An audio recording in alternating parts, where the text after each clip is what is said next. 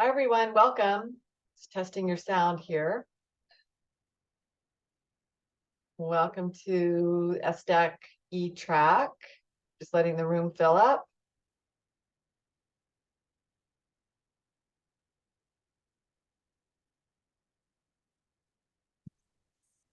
All right, so it looks like it's the trickling of people has slowed down a bit. Stephen, how's that? Oh, someone in the room.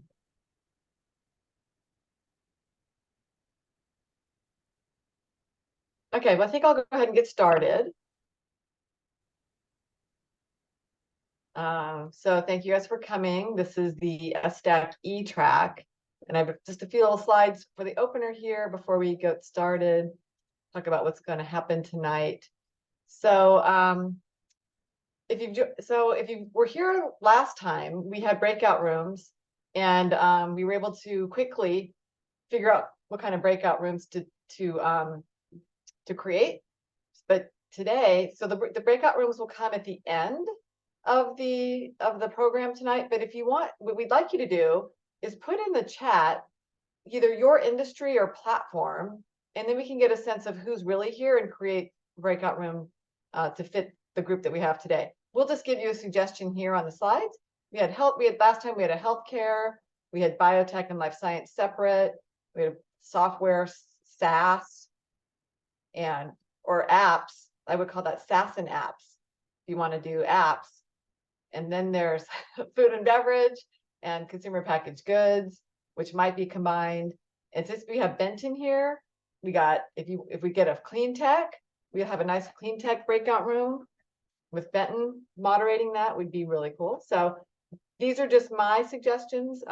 Feel free to put whatever you want in there. We're going to try to get a mass around, common theme there. So go ahead and put that in, and then the breakout rooms will come at the end of the evening, and we have plenty of time to sort through that, create those rooms. So, all right. So as you guys know, I'm Amy Duncan. I'm the director of the Brink, and I'm part of FEI, and we are housed at the University of San Diego, and we are in the Canal School of Business, a great business program. We have grad students from the School of Business in the MBA program and the Masters of Science of Business Analytics working on our staff. So we just want to give a big shout out to our hosts who are doing great things over there. And if you get a chance to come to our pitch deconstruction, you can come to that beautiful campus, whose mission is to advance academic excellence and hope for a more sustainable, hopeful, and oh my God, I don't have my card in front of me. Sustainable, hopeful world. Yeah. All right. So we want to thank our sponsors. C3 Bank. If any of you guys were at Startup San Diego last night, you got to hear the keynote from Viore, who referenced that he was working in the garage, the founder of C3 Bank. So they're doing a lot for our community. We also have Kenobi Martins, who does IP, Mints with them for valuations, and ClearPoint Agency for PR. And of course, Coeptus, the Brian Dirkmatt from Coeptus will be running one of our e-tracks on corporate legal basics, First Republic, Seraph, and UCSD and San Diego State. Of course, we want to thank our partners. We have this vibrant ecosystem supporting our founders in San Diego, and that was on full force at San Diego Startup Week last night. We have Tanya Hentz is going to be speaking tonight, and she's from the Rec Innovation Lab, one of our ecosystem partners here. And we have SDEE, that's another group I'm affiliated with, and Benton is affiliated with Clean Tech. And of course, I want to give a special shout out to the SBA, the Small Business Administration, and the CALO SBA, the fund, the Brink, and the advising that we provide. And of course, the CALO SBA, they are up in Sacramento providing funding so that we can provide free one-on-one advising to you guys. They're going to be here meeting with me and my team on November 14th. And we scheduled that day because we wanted them to stay and attend the pitch deconstruction. So we would love it if you could come out and do our pitch deconstruction. It's going to be at USD. Our funders are going to be there. They fund us to help train you guys to pitch. And we want to show them what the impact of their program has been. So the funding really helps us reach out to diverse founders who are developing innovations. And so we want to show the impact of their funding. You can scan this QR code, or you can't click on that link, but if you go to thesdangels.com/events, we're here on the left on the bottom, make sure you sign up, register, and attend that event in person. Okay, we also have something else new that is coming up in November, the AI Roundtable on November 4th at 4 p.m. at USD. We have our Brink advisors, Pankaj Kedia, Jerisa O'Malley, and Sami Shahabi. We'll be talking about AI in different industries. And so you can see it's a great fit if you are a startup founder, which I think all of you are. If you have an AI platform in any of those verticals, healthcare, consumer, fintech, or marketing, pre-seed and seed stage. So there is the QR code. If you miss it, we can put a link in the chat. So we're space is limited, so register today. And then one other thing we partner with Village Up, Julius Alejandro, and he's doing a second state of diverse founders survey. We do this every year. You can see how things are progressing. So if you want to, we'd love for you to help out and contribute. And there's a link here, a QR code. And if we can put that in the chat as well. All right, so as I said, I'm with the Brink, SBDC. We're part of the Free Enterprise Institute, which is led by the executive director, Misty Rusk, who's joining us tonight. She'll be doing part of the programming. And Free Enterprise Institute ranges from student-facing events to total community-facing events, like the San Diego Angel Conference and the Brink. And the Brink, SBDC advising, is open to everybody. It's not, you don't have to be affiliated with USD. It is open to everybody in the community, founders, innovative founders who need advice. Okay, so just real quick, because we have such a great team supporting us here. We have Misty Rusk on the left, the executive director of the FEI, and Stacy Pena, the assistant director, and also Taya Clement, who's here today, the senior program coordinator, will be helping us with our breakout rooms. As part of the Brink, we have Stephen Flynn, who you've probably received lots of emails about before and after the event, and Claire Morlay on the right, bottom right. She's the one that's been handling all of our promotions and awareness and social media. That's who's sending those promotional emails and putting those posts up on LinkedIn. And then Shira, if you do sign up to be a Brink client, the first person you'll meet with is Shira, who will do an intake and then find the right Brink advisor for you. So the Brink, we provide free one-on-one advising and training to help innovative founders access capital to build investable companies. We are part of a larger network of 11 centers across San Diego. We've generated over 300, at the Brink alone, 375 million of capital for our clients, and that's through grant funding or angel investment. And so if you want to be a Brink client, scan that QR code and sign up. You do not have to be a Brink client to participate in SDAC. So what is SDAC? The San Diego Angel Conference. It is a series of entrepreneur training events called E-Track. That's what we're doing right now. It's 4 months. Every Tuesday, we train entrepreneurs to really prepare them to pitch for angel investing. And then we also activate accredited angels in the local community to learn how to be an angel investor. We get about over 100 applications. Through a series of gating votes, they get down to 6 finalists where they'll perform due diligence, and those finalists will present on stage at the final event on May 9th.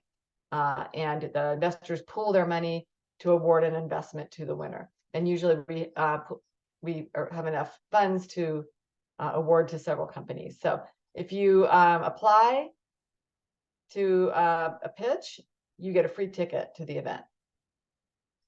And the goal is to raise 200,000, at least 200,000, to award as an investment to the winner, and that happens every year. It's usually more than that.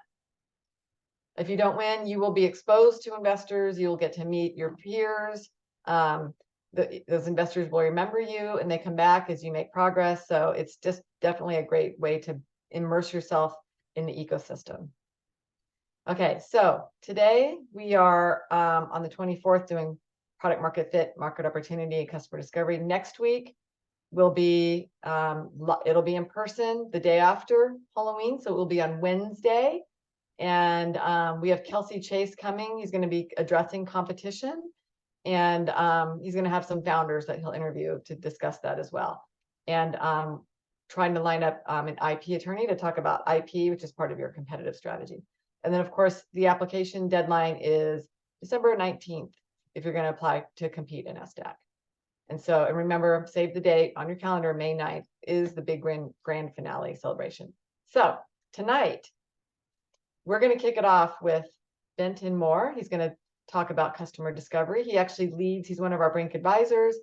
He leads our Lean Essential Sprint workshop series, which is kicking off this week. So if you're part of that, you will get really immersed in customer discovery.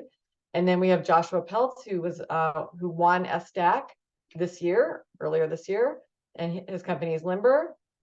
I make 3D prosthetic legs and one piece 3D printed, and he's going to have a fireside chat with Misty Rusk. And then Tanya Hentz will talk about parts. We'll talk about market opportunity and product market fit.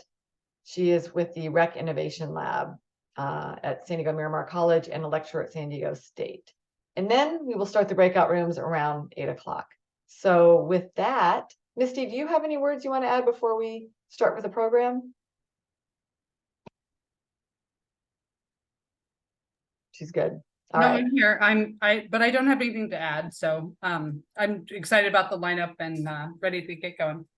Awesome. All right. So our first speaker, let me introduce Benton Moore, who I've met through the San Diego Angel Conference. He was the fund manager of SDAC 2. He is the fund manager of that second fund. And he's also a Brink advisor. Like I said, he leads our Lean Essential Sprint series. He also runs the Digging for Fire. And he's in his area that he invests in is clean tech. And so with that, I will introduce Benton Moore. Thanks, Amy. Thanks, Misty. Good to see everybody. Especially awesome to share the Zoom stage with Joshua and Tanya. Joshua is a company we've invested in twice in the last year, and Tanya is a colleague who is all over town at many of the universities and entrenched in the entrepreneurship scene. So a great evening tonight. Let me get this going.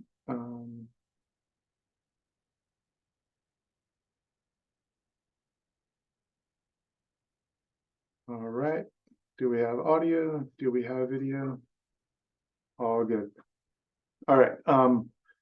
Tonight, I want to talk about customer discovery. It is the lifeblood of startups and really any successful business. As Amy said, I run a 9-week workshop that we call the Lean Essentials Sprint, and it's very intense. We spend at least a month doing customer discovery interviews.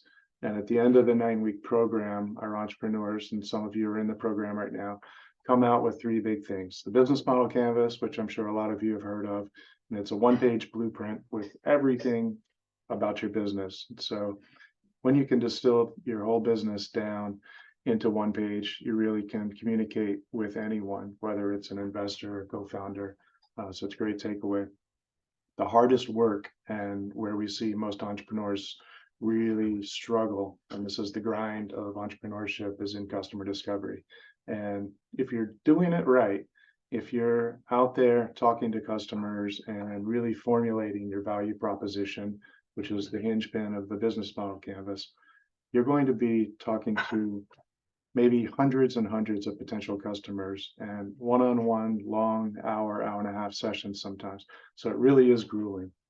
And the other thing you come out of the Lean Essential Sprint with is your ability to do a 60-second pitch to anyone. So I really want to talk about customer discovery tonight, keeping in mind that it is no way we can cover it in 45 minutes. And most of this is going to be high level. If you're interested in doing more of it, you can take the LES workshop, or you can reach out and we can talk about it through the Brink.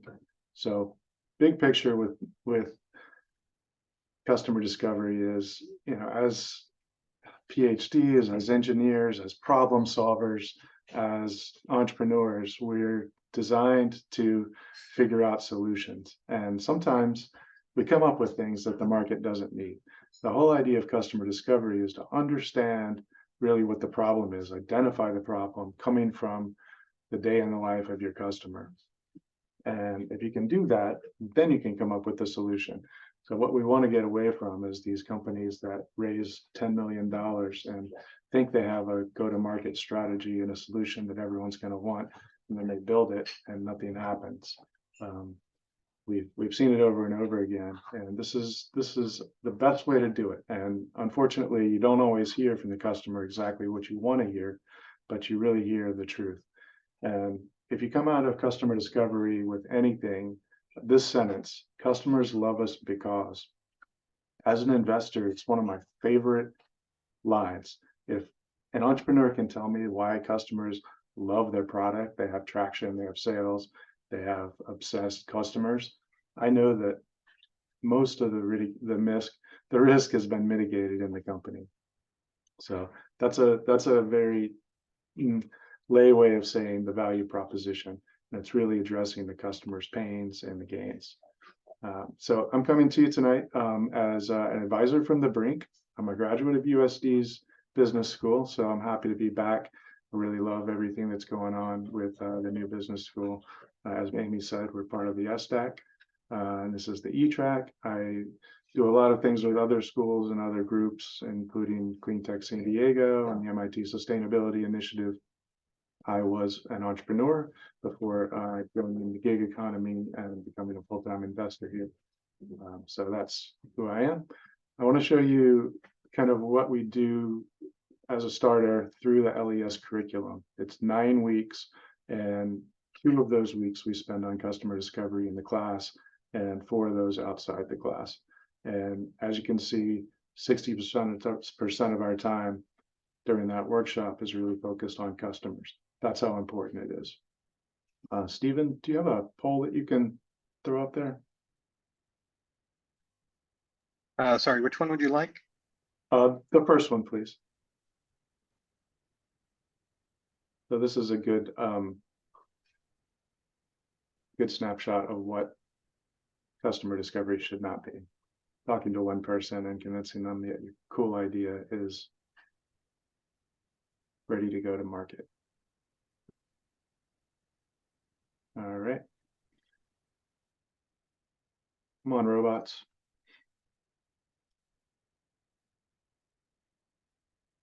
All right, most of you are heading in the right direction. Yes, most startups fail for 2 reasons: cash and capital, obviously, but customers is the #1 reason startups fail. Good job. So here's a snapshot of the business model canvas that I know some of you have seen. If you go to the center there, the value proposition, that's where good customer discovery, after you talk to 50, 100 customers and can really distill down your hypothesis and test it and validate it, that's when you'll come up with a true value proposition. And everything on the right side of the BMC is really the front of the house dealing with customers. And as you go through discovery, that's where this starts to take shape. So this is a fold out of the value prop. This is an example from Uber. And if you think about life before Uber, it was very different, right? So you can imagine in Uber's customer discovery, the team going out, talking to people in airports, talking to people who are waiting for taxis, who are riding buses, and really understanding what it would be like if you're at 2 a.m. in a strange city trying to get a ride from a cab and not knowing the local cab. And the more you do customer discovery, the more you understand what the #1 pain is. And for different folks, it might be different things, but if you do enough, you'll start to recognize trends, and then that will tell you what the customer jobs are. Obviously for Uber, it's to get from A to B, but it might be other things too. And you know, they've expanded and added food, and it's really a 2-sided marketplace. And if you think about the customer being the driver, sometimes customer discovery can be really complicated. So they had a lot of different hypotheses that they tested, and what they found out was, you know, doing things digitally and having a fleet of roaming car owners was much better than the existing model. So based on customer discovery, they were able to analyze the market, talk to their customers, and really disrupt the marketplace, as we all know. So where does this customer discovery concept come from? Well, the origin story goes back to a guy named Steve Blank, who came up with the epiphany of the answers are outside of the building. So get out of the building was his mantra. He taught classes at Berkeley and Stanford, and one of his students along the way was a young Eric Ries, who had written many business plans and took the customer discovery model and wrote the Lean Startup. So the two of these are cornerstone. If you haven't read them, they're classics, easy reads, and really a backbone of everything we do in the Lean Essentials sprint, and anything you're going to do in customer discovery goes back to here. So let's look at the process. Customer discovery is really the first of 4 parts of what's a customer development process. And customer discovery is the getting out of the building and talking to people and finding out if your brilliant idea that you think is going to be a business is viable. And to do that, you have to go through what we call customer validation. So that's a continuous loop sometimes. So you take your hypotheses and you go out into the field and you talk to people and you find out some of them are great ideas, some of them are not. And if they're not a great idea, you pivot, right? So it might be adding benefits and features that you didn't think were important early, or it might be doubling down on the one thing that everyone seems to like. And over, as you do more and more customer discovery, you're able to refine your offering. And then you start thinking about going to market. A lot of people just want to build a sales funnel, do some social media, and then throw it out in the market. And that's why you see a lot of startups burning through $10-20 million in pointless advertising funds early on because they haven't done customer discovery.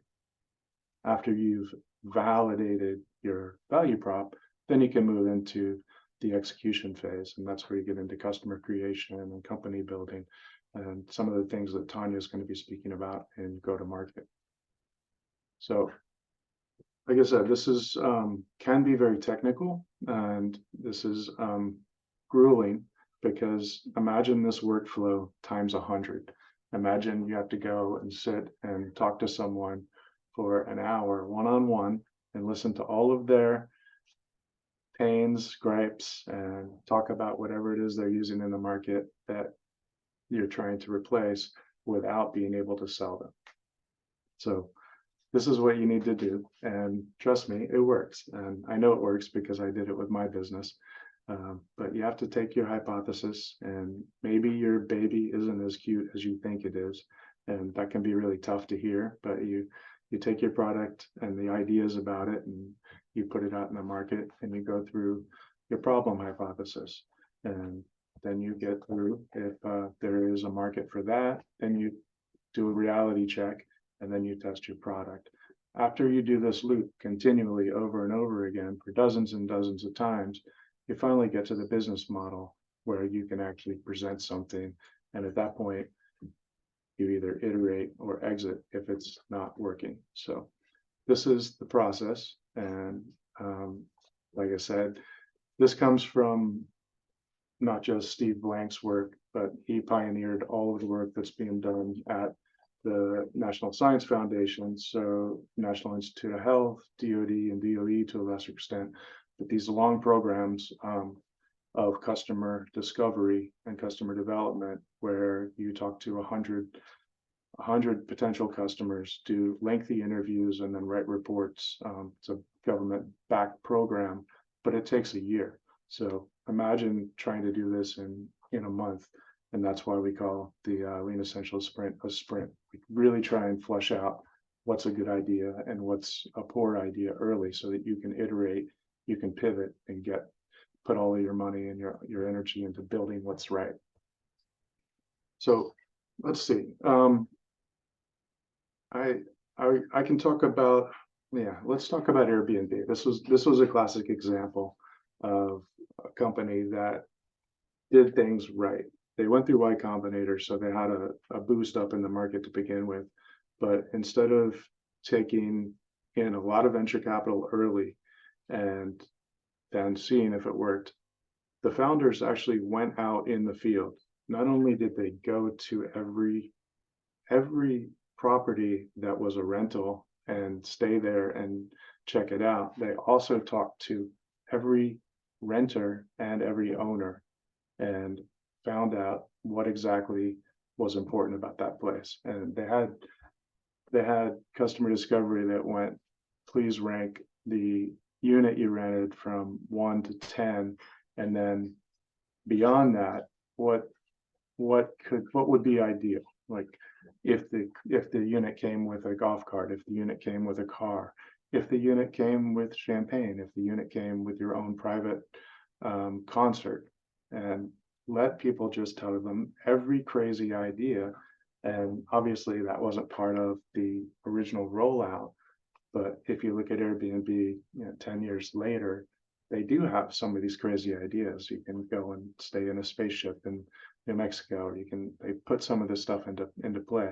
But what they really found out were, after talking to hundreds and hundreds of customers, what was the most important thing. And so they knew how to price things, how to offer them. And then they also made a lot of pivots along the way, and got, entrenched into dealing with governments and how to make that a smoother process for all of the owners. So it was a great success story. Stephen, would you launch the second poll, please?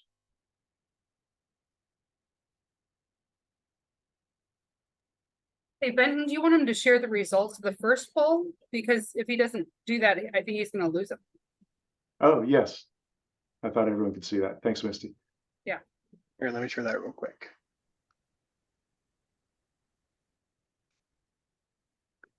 I can share the results here. Are you able to see them? Yes. So yeah, sometimes founders don't get along. Sometimes you can't build the product, and sometimes you can't get the capital. Someone took the robots. Maybe this will happen. But yes, most businesses fail because there's no one in the market. Customers don't want it, and there's no product market fit. So understanding your customers is vital. All right, let me do the next one. Okay, thanks.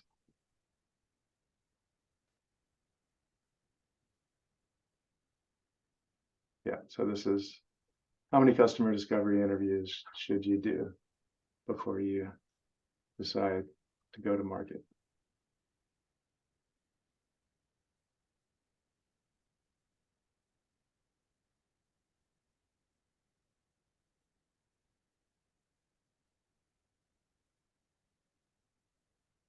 I think someone says none.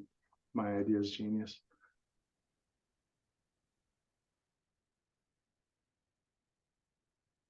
Yeah, so most of you are spot on. For NIH and the government programs, 100 is kind of the minimum.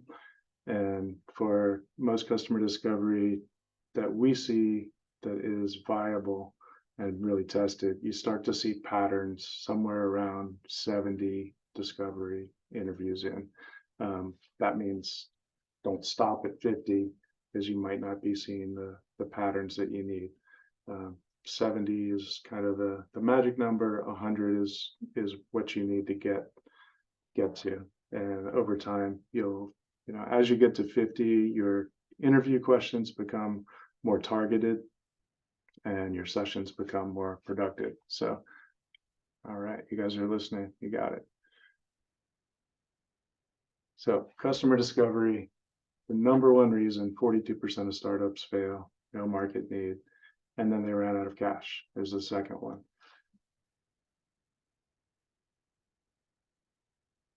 Like I said, it all comes down to customers and capital, C&C. So if you have customers, if you have growth, most likely you will be able to find the capital. So it's almost customers and capital is almost a cause and effect relationship. It's not just two of the same things. And it's important because we're trying to do one of the hardest things as humans when you're introducing a new product or service to the market. You're trying to modify behaviors, and that's a psychology undertaking. So if you think you're going to go out and modify people's human behaviors without understanding them, you're going down a really rough path. One of the concepts of doing really good customer discovery interviews is to interview for empathy. And the reason this is a grind and it takes so long is you have to build trust, and you can't just sit down with someone and find out everything about their life and what they use and what they buy and how they spend their money and what they like and don't like in 5 minutes. It takes a while, and you have to introduce yourself and build rapport, and eventually you'll find out what they like and dislike, and then you'll be able to capture some data. But the hard thing is your inclination is always to sell. And as an entrepreneur, you're always selling your services. You're always trying to pitch your company to anyone who listens. You're a believer, you know it's a great idea. And when you get into these customer discovery interviews, you can't do that, because as soon as you hear, as someone on the other side, as soon as you hear a sales pitch, you go into defense mode and you stop talking about yourself, and you don't want to hear it. So really, it's getting your subjects to tell stories, talk about a day in the life, talk about what they use right now, and what kind of things are out there in the market that you might be replacing. So the customer interviewing process is really a loop, and you start by developing a hypothesis, and you turn that then into interview questions.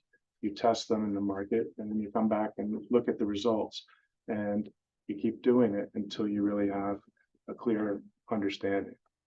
So we take a scientific approach, but it's really a little bit of an art form too.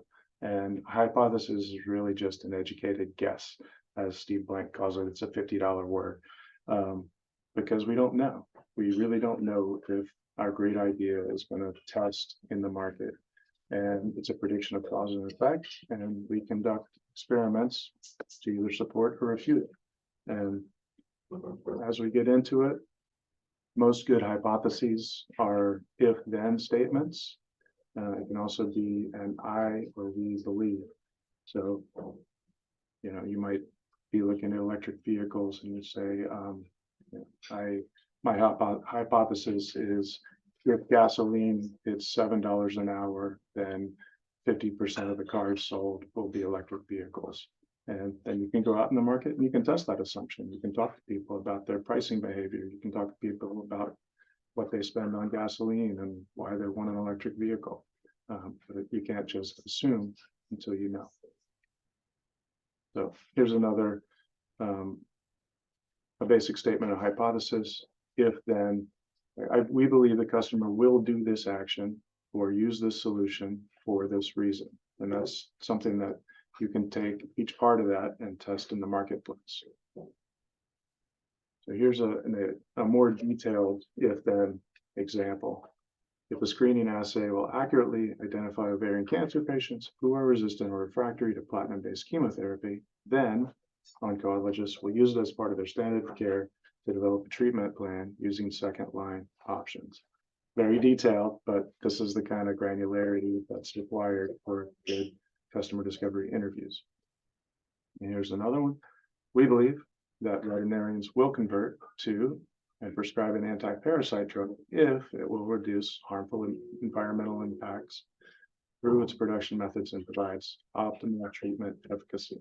So a lot of things to pull apart and test in the field. These are really good NIH examples of hypotheses. Let's skip through these. So as you get out in the field, it's really easy to, as I said, start thinking like a sales rep and pushing your product. And when you're doing customer discovery, it's really more like investigative journalism, or really mining for precious gems, right? It's digging, it's patience, it's waiting for epiphanies to come and really seeing patterns. I like this kid, he's our field guide.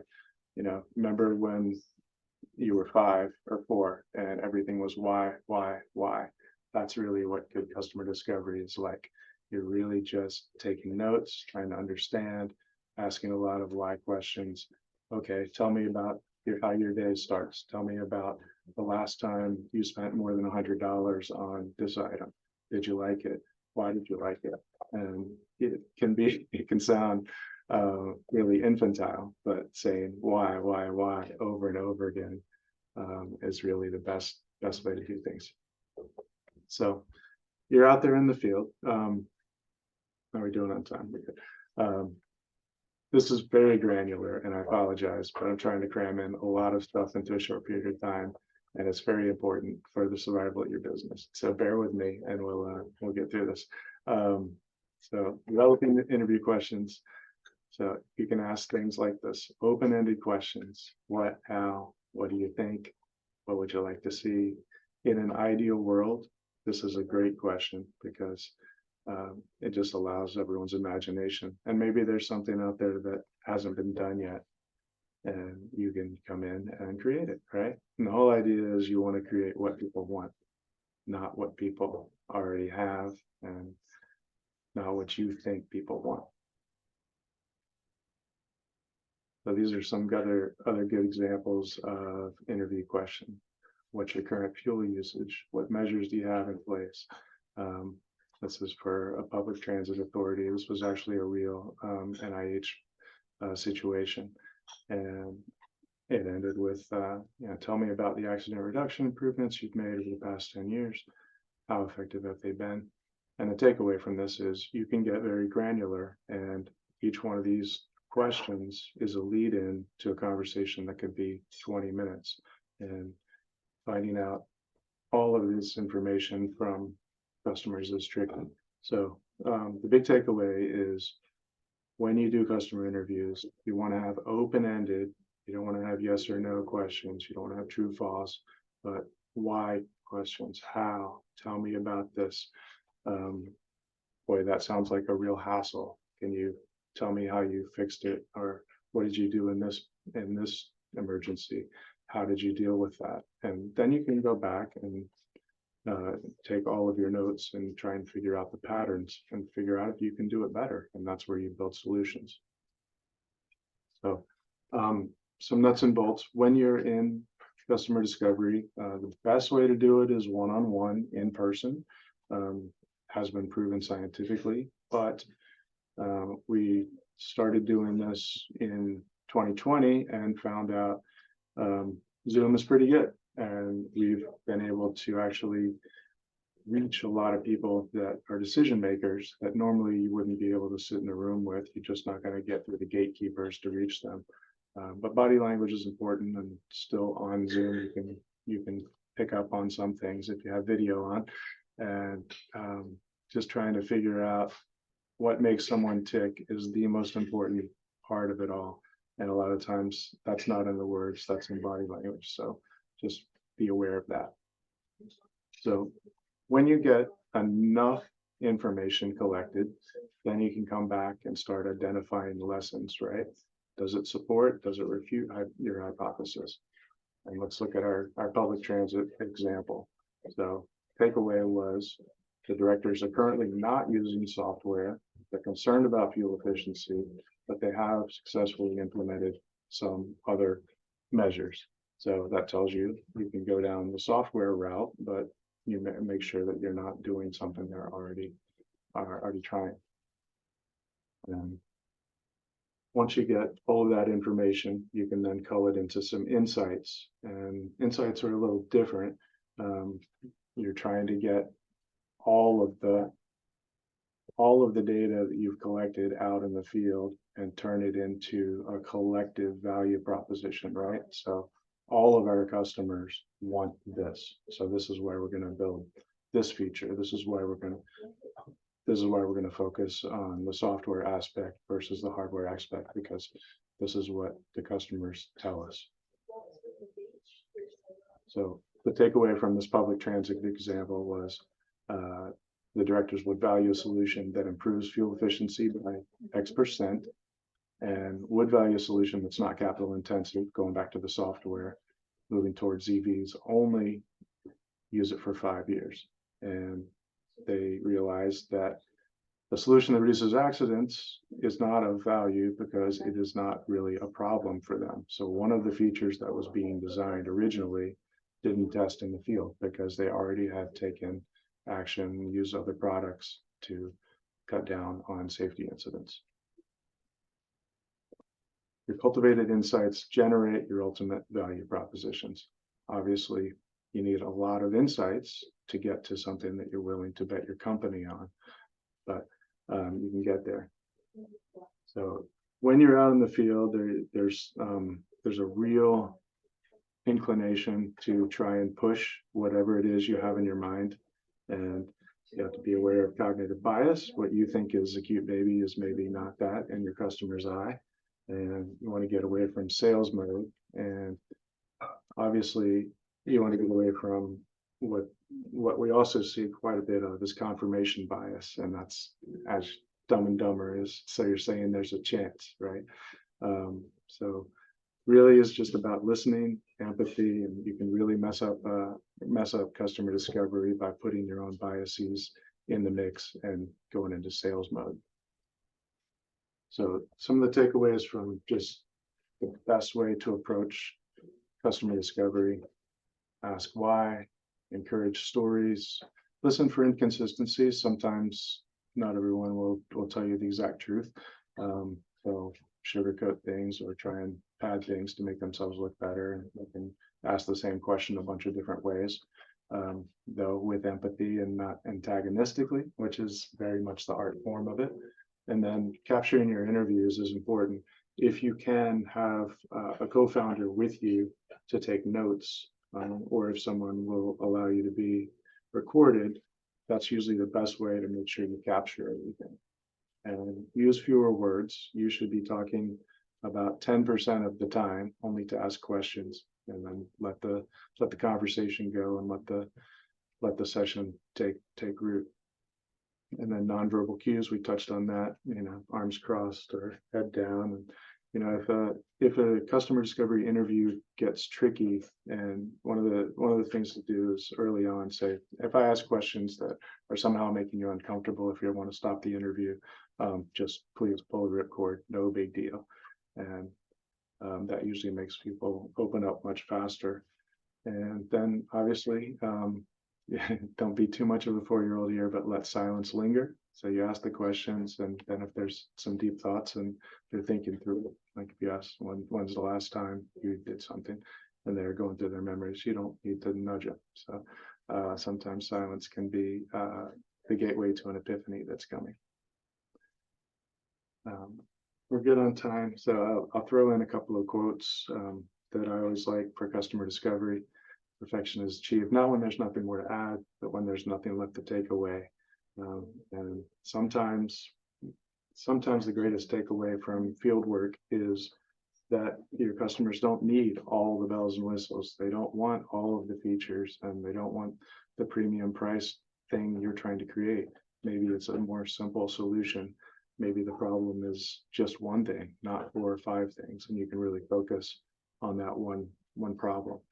And then you only lose what you cling to. So as you go out in the field with your precious ideas, maybe your baby is ugly, and your customers are going to tell you what they want, and that baby is something worth creating. So here's Strategizer is a good website for a lot of this customer discovery work, and this is what we call a test card, and you can put in whatever information you have from your idea, your business, and you start with we believe that, and then you test it by verifying. And before you go out in the field, you want to fill out some of these and have a couple of different test cards and what you want to measure. And then when you come back, you want to be able to loop in some criteria and say, we were right if. So I have one more poll, I believe, Stephen.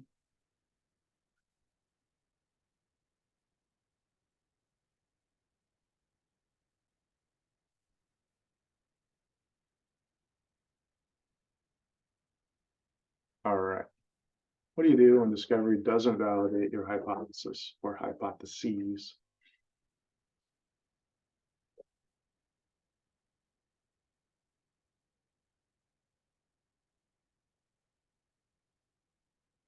All right.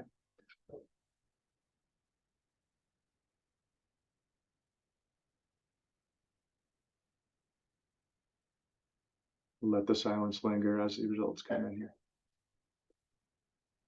All right. Well, you all were listening. Thank you for that. Yeah, the idea is you don't necessarily need to fold up shop if your first hypothesis was wrong. Maybe you're not building what people want, and you can pivot. Sometimes lowering the price might be the trick. Maybe it's all about pricing, but usually you're not meeting your customers where they want to be, and pivoting is the right thing for it. All right. Well, hey, Amy, how are you Yeah, doing on time? you have 11 minutes. All right. So if you would like, we can go into breakout rooms for a few minutes. But I'll tell you some of the things that we do in class is we have open-ended conversations where it is unrelated to anything we're building. So you can test for two different things. You can test for past behavior, or you can go deeper and try and unlock deeper motivations and desires. So if you imagine, for past behavior, if you're Uber, you would be talking about, okay, tell me the last time you got a ride from the airport, or tell me the last time you ordered food, tell me the last time you shared a ride with someone, and that would lead you there. If you're going deeper and maybe it's a product that doesn't exist in the market, imagine, yes, tell me about your dream car, right? Does it fly? Does it run on air? Does it run on candy? Who knows what? But imagine if you had this conversation 15 years ago before the first iPhone came out, or 20 years, and said, what would be, tell me about your dream phone? And you would say, well, not only would it be a phone, it would be able to play every song in the world, and it would be a great camera, but it would also be a video camera in high definition, and it would also be able to surf the internet and hold all of my files. And then Steve Jobs would go back and say, okay, we know what people want, let's figure out how to build it, right?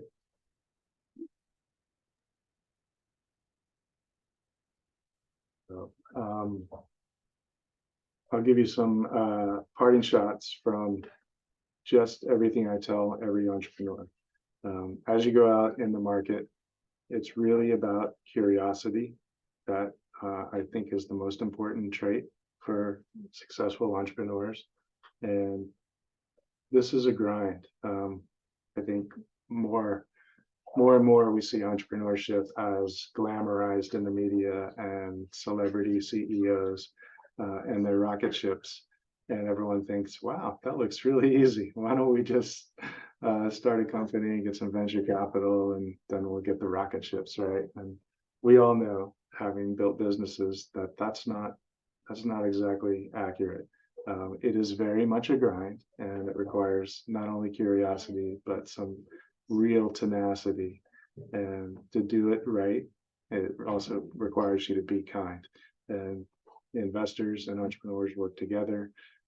If you're good to the people that work with you, you can be successful. So these are kind of my three tenets for all things entrepreneurial, but really comes down, everything starts with being curious in the Ted Lasso way, not judgmental. So Hey, so that's Ben, all I have. Yes. yeah, well, so I wanted to just emphasize some of the things. Maybe we have a few minutes, you can comment or respond, because I had a Absolutely. chance to do, I had the opportunity to do, be on an NIH I-Corps team as the industry mentor. And so I was working with two scientific co-founders, and we did 100 interviews over Zoom, and someone asked, oh, I'm not going to find exactly the people. There's a question in the chat. And we have like 7 weeks to do this. And so you really just find anything adjacent. And so anyone who can talk intellectually about it, because you're trying to glean things from different aspects and facets too. But I remember there's 3 things I think that I want to emphasize that you said, because I saw it in my experience. One of them is like, how do you ask these questions? Like, if you, and so there's segues of like, if you don't mind, can you unpack that? Or do you mind if I probe a little bit around that? Because you are really like, they're going to make one statement and it's not going to be enough for you. So it's like, I need to know more about that. So you have to come up with ahead of time, just how are you going to like say that in a way that's, hey, that's interesting. Can I ask a little bit more about that? Well, that I still don't understand. And then what happens? And then what happens? So but you tell them you're going to be very curious, which is one of your points. I found that to be like it is an uncomfortable thing, but if you know you're going to do it and you tell them you're going to do it and you come up with these segue phrasings, that helps you be comfortable with it. Then the other 2, one is, you mentioned this, like let them talk and listen to them. And I think we all want to sort of get in a conversation and talk about our experience too, which you're taking up too much of the time. No, they don't really, it's amazing how when you ask them and they start telling your story and you're like, hey, I have the same story, let me tell you too. You're kind of sucking the wind out of their stage. Like they want to tell their story. So you have to kind of just, I know you've done great stuff, but yet it's not about you, it's about them. And then the final thing was about you just made this point on like the second to the last slide, was we went through the whole thing and we had to meet with we have a mentor, and she asked us like, what did you find out? And they said, yeah, we pretty much validated all of our assumptions. And I was like, no, we didn't. Were you not listening? Like, in fact, were the people they thought they were going to target, these big metropolitan medical center universities, wasn't the people who wanted it at all. It was actually rural universities in like North Dakota and Hawaii that didn't have access to the kind of thing that they were offering. So I just wanted to like comment on emphasize some of the points you made. Yeah, exactly. And it's really hard. Like a lot of the things we teach entrepreneurs to do is talk about themselves, tell their personal story, their why, what was the epiphany that led you to start this company with this amazing idea? And then customer discovery is the antithesis. Don't talk about yourself at all. In fact, don't even talk about your product or service. Let's just talk to a stranger about their issues. And it's very counterintuitive. It's very scientific. But it works. It absolutely works. And what we're trying to get away from is creating something in the lab or in your garage or in your code that you fall in love with. Your baby is gorgeous and you just can't wait to tell everyone on social media because 1 million people are going to buy it on day 1. And that doesn't usually happen without some research. And so there's some questions in the chat. Do you recommend incentivizing the interviewees? No, we don't, even though, if you're meeting them for a cup of coffee or something, you can buy the coffee. But if there is even a $10 Amazon reward card, at the end of it, there is research out there that shows any sort of incentive can tweak your research and make it faulty. And there are people who, believe it or not, will spend an hour with you for a $10 Amazon card, and then you have throwaway opinions. So I can't believe every review you read online. Do you recommend the LES workshop for those that are not looking for investors? Yes. A lot of the successful entrepreneurs that have come through the program have met co-founders. Some have gone on to raise many millions and hire many people, but some have gone back into customer discovery to tweak their offering before launching. That's usually what happens quite a bit. Some have been very successful on the face of it, and some I would call very successful because they did not proceed with their bad idea. They didn't give up their day job. They stayed working for Qualcomm or Illumina, and they realized after having the courage to talk to strangers about it, that it wasn't a viable idea they had. And so they kept their day job and didn't have to sell their house, and you don't have the startup horror story. So doesn't have to be just for investment. Virtual interviews, what tool? It can be Zoom, it can be Google, it can be Skype. I think that's even still around, but yeah, virtual interviews are okay. And we really didn't think it was going to happen in 2020. We thought the whole program was going to have to shut down for a while. And like I said, we found that a lot of the times in biotech and medical devices, the decision makers in big hospitals or surgery centers, you could never get to unless you happen to catch them at the bar at a conference, right? A trade show in Waikiki. And they were home and still working feverishly, and were then all of a sudden interested in how the world was changing quickly, and answering crazy questions. So we've seen it's a good way to reach decision makers who have a lot of gatekeepers. And you can also have a much faster experience. Sometimes you can schedule 15-minute chat with someone, and if it's going really well, it'll turn into 45 minutes or an hour. Let's see, would you recommend conducting focus groups or just the interviews at first? The focus groups are generally or a group of people being interviewed or interviewers. Usually one-on-one's the best place to start. After you, and Amy will probably nod to this, after you get past 100, you can do all kinds of fun stuff. Then you can get into focus groups and get into price sensitivity analyses. You can really take the data you have and then fine tune it in different directions. But the customer discovery that's been kind of tried and true now for the last 20 years through Steve Blank's programs and through all the National Science Foundation programs is 100 one-on-one interviews, and then you really have good data to work off of. So she was asking about, I think Victoria's asking about like doing a survey, I think like a questionnaire as opposed to is that what you're asking, Victoria? You can just put yes in the chat. Oh, yes. Yeah. You can do surveys, but they don't work very well because you don't get any of the empathy, you don't get any of the body language. Everyone asks this question, it's like, can I just get Survey Monkey? Let's just do this 100 press blast. And this has been studied, not by me personally, but I've read the reports coming out of NIH, and it doesn't really work that well. You can have follow-ups with people after you get to know them and understand what their pains are, and they're willing to cooperate and they're experts in the field. Then you can share ideas in a forum or over email usually, but one-on-one still the best, and questionnaires and surveys don't work great.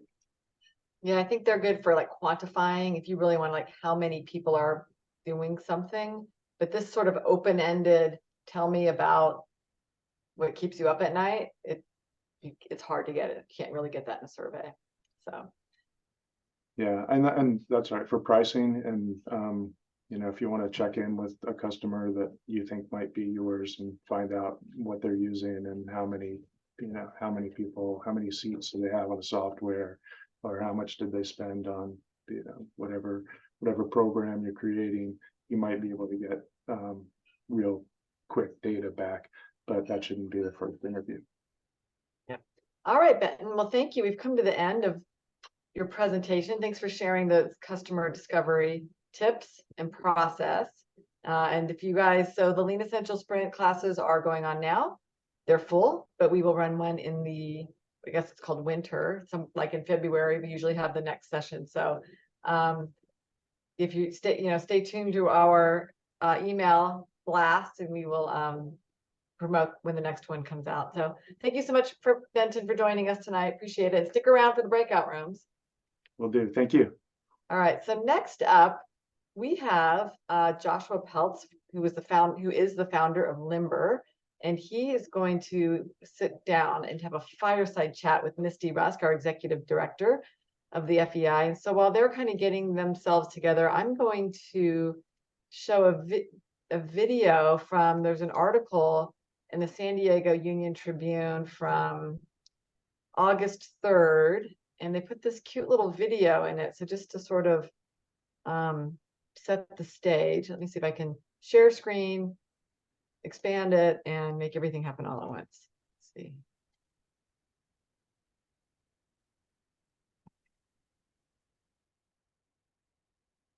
Got it. All right. So now what we're going to want to do. I think it's really awesome that I get to have a 3D printed leg and I'm able to now go swimming without having to take it off since it is waterproof and it's easier to clean with all those ridges on it. Like I feel like I can jump higher, but I didn't want to do it today because I'm just easing into it.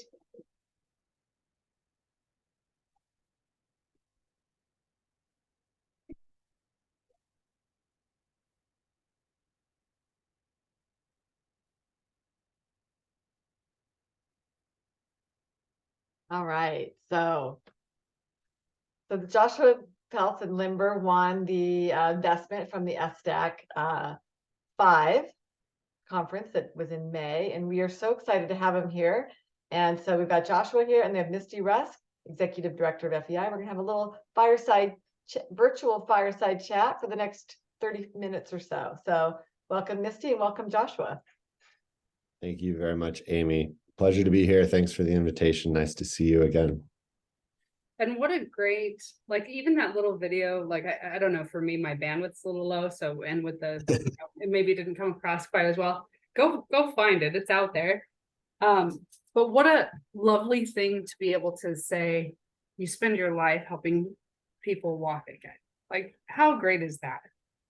And let me tell you, as the investor and the manager of Fund 5, and the person who like signed off on the wire transfer, that's not why we funded Joshua Peltz and his company. It was a lot of other things, but there's definitely a feel-good component to that. But that isn't why we made the investment. We made the investment because it's a super sound business. The scalability is there. We believed in the team. You know, we looked at a whole bunch of different things. And that ended up being why we made the decision to invest in Josh's company. We asked Josh to be here tonight to talk a little bit about the market opportunity slide and also how it fits with the storytelling. And I'm gonna do an unfair thing. I'm gonna take us back to like last April, and I'm gonna pull first the slides that we have that were like sort of the official slides from the conference. And you can actually go see Josh pitch this deck live at the conference. If you go on YouTube and you look up USD San Diego Angel Conference, or I think you maybe just look up San Diego Angel Conference. It's San Diego Angel Conference Fund 5. It's the video for the most recent one. And you can just fast forward until you see Josh. And then you can watch him actually pitch the whole deck. It's the full 10 minutes. And it's probably one of the best things that we can give you in terms of like seeing how somebody puts a real story together, right?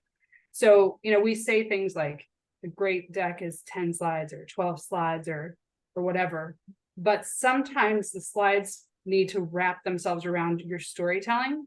And I think, Josh, we'll take a look at your slides here in just a second. Actually, let me just go ahead and pull them up because we're talking about the market opportunity slide, which is usually the second or third slide.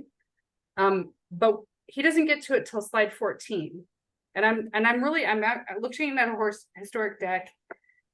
Joshua's gonna share his, like the deck he's working from now. But I want to share this particular slide because I think it's probably one of the best ones I've seen ever. And he totally nails the song, right? So you all can see my slides, right? And I'm just going to leave them in the draft format. I'm not going to put them in the presentation. Like, I'm not trying to present Josh's slides. I'm telling you as an investor, this is a cool slide because of a couple of things. One, everything is in dollars, right? As an investor, I can translate this to a whole bunch of other things because I can understand. I don't have to know how something's priced or what a person means or what a user means or what a product means. It's all been translated for me. So he's made it easy. And of course, the market is a big market. But what I really want to focus in tonight on is just this piece here, his SOM, which he says is 87 million. And this is where we see a lot of early stage companies really mess this up, because you say, well, we looked at, and there's like, 4 million users and each user pays $80. And if we just get 2% of, that's not what investors are looking for, because that doesn't help us understand how you're going to push your company forward and really move it. So this is beautiful, because he says SOM is, so a good SOM is time bound, geographically specific, and segmented, right? So he's saying his SOM is their 5-year North American below knee prosthetic market penetration, right? He's talking about one very specific piece that's in a specific area over a specific amount of time. And then usually what we see is somewhere later in the in a good deck, we see this number again, the SOM. In a good deck, we see it again on forecast. And so forecast can be anywhere in the deck, but we usually see it later, closer to the ask or with the traction or something like that. But this is just a couple of slides away. And so I'm just flipping to that. Did you guys all follow me to his financial projection slide? Okay. So here you see this again. He pitched this to us in March, April 2023. So 5 years out, revenue for 2028.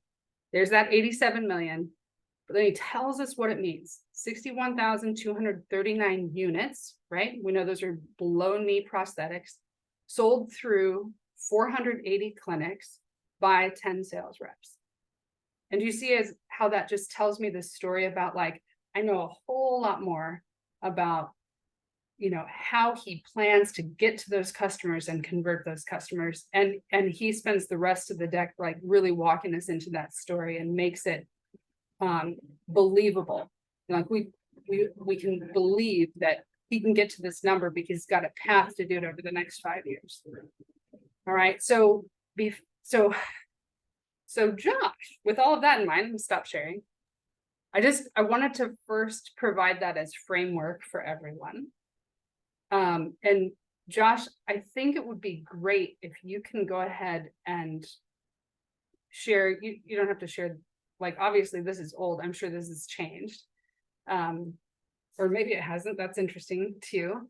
But if you want to walk us through how you came to your market opportunity, what you were thinking, how you built this out, like some of the what happened behind the scenes for your company as you guys were working to put this together. Sure. Yeah, thank you, Misty. So you can see visually it is similar. One key difference, we changed from 2028 to actually 2027 because we are planning to actually hit the market at the end of 23. 27 ended up being our 5th year. So it went from, closer to 90 down to 60. It's a year further, closer. So actually that projection would be similar in 28, but that was to take 1 year off that. But to talk a little bit about how we got to this market opportunity, this definitely had a number of iterations. We started at first only looking at prosthetics. That ended up being, a smaller segment.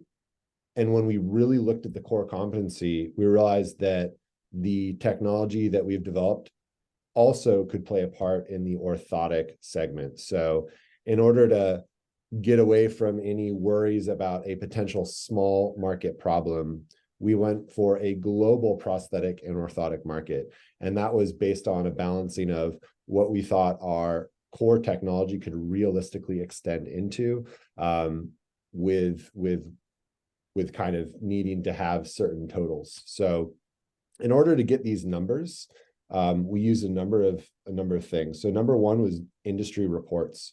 There's industry reports that are compiled that you can find this data in. Number two is publications, so published literature around this. And then number three was foundations or coalitions or groups. So for example, for us, the Amputee Coalition has a lot of statistics that you can draw from. One of the interesting things about these market numbers is that each of these numbers can be calculated in 10 different ways. So there is no perfect number for TAM. There is no perfect way to calculate it. And the bottom line is that you need to draw from multiple sources and have a realistic set of assumptions that you used when you're calculating this. So that was to get the total addressable market segment. Now, if we look at the serviceable addressable market segment, we focused on just the lower limb prosthetic market globally, which is really a direct, that we can directly hit with our core intellectual property, with our core product, but also having a technology that is globally scalable. So while this isn't in our business model in the first few years, this is definitely somewhere we can get with our technology. And so that, again, we had a set of assumptions on how we got to these numbers, and that was pulled out of industry reports, publications, and various statistical databases. And then the last one is the SOM.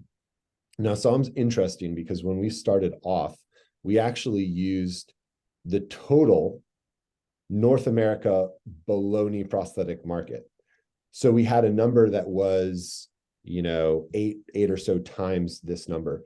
But it turns out that the majority of investors, and I think the Brink also teaches this, that the SOM should actually be the segment that you're planning on capturing so that it ties in with your forecast. So what we ended up doing is we looked at what is that total below knee prosthetic market in North America. And then we also tied that with our forecast, connected that with our forecast for the year 2027. And that's how we get to this number. And then that ties nicely into the story where we talk about, you know, this is what we're looking to obtain. This is the market penetration. And then this is how we're going to get there, looking at the go-to-market strategy, the business model, and then that all ties together into your financial forecast, financial projections. A couple thoughts or tips that I came up with is you always want to, as you're going through this exercise, building this into your financial projections, you always want to check yourself. So if you go through this calculation and you end up with 90% market penetration in your 5th year, that's probably not realistic. If you end up with a value that's bigger in your SOM than your SAM, that's probably not realistic. So it's always good. We calculated this 3 different ways, and we ended up taking average values. And that was just a way to be confident in these, because you want to make sure that you're not overselling and under delivering. You want to make sure that you have reasonable numbers that can get the investor excited, but can also be supported with a reasonable business model and a reasonable trajectory. You can also, of course, use the market opportunity to steer some of the business. So definitely the process of doing the research on our, you know, market sizes, market segments. Hi.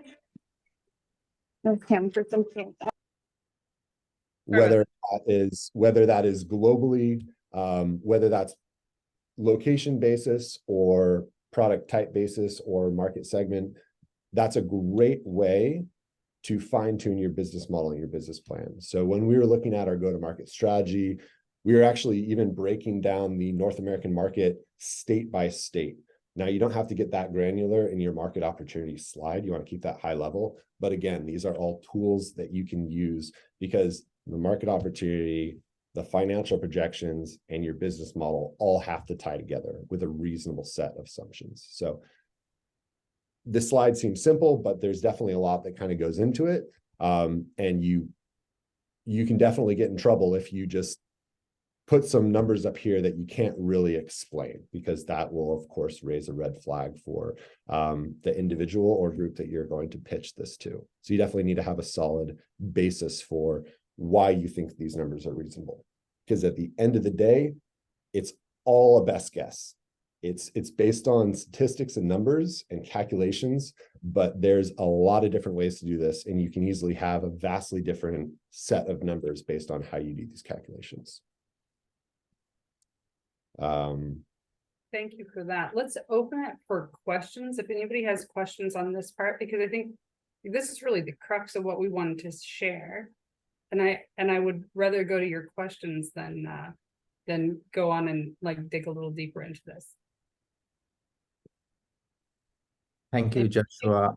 Or you could use your virtual raise your hand, and then it queues you up at the top as well. Let's do that. Let's go to Melissa. Hi. I appreciate you sharing this with us, Josh. I noticed at the bottom of this slide, you have precedence research and Grandview research. Are those reports that you found? Yes. Or can you tell me a little bit about that? Yeah, absolutely. So I come from academia, and there you always slap 100 citations. That can end up really getting way too messy. So these are simply two larger industry reports that we use in finding the various numbers. And you need a lot, actually, more than you think.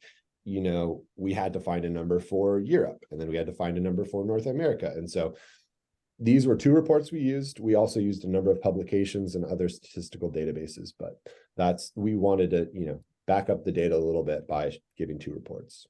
Can I follow up on, do I get a follow-up question? You can. Okay, great.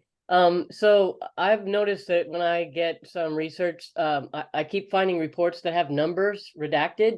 So they're like, so it'll say, oh, your industry is got a CAGR of significantly increasing to such and such amount, but the numbers will be blanked out.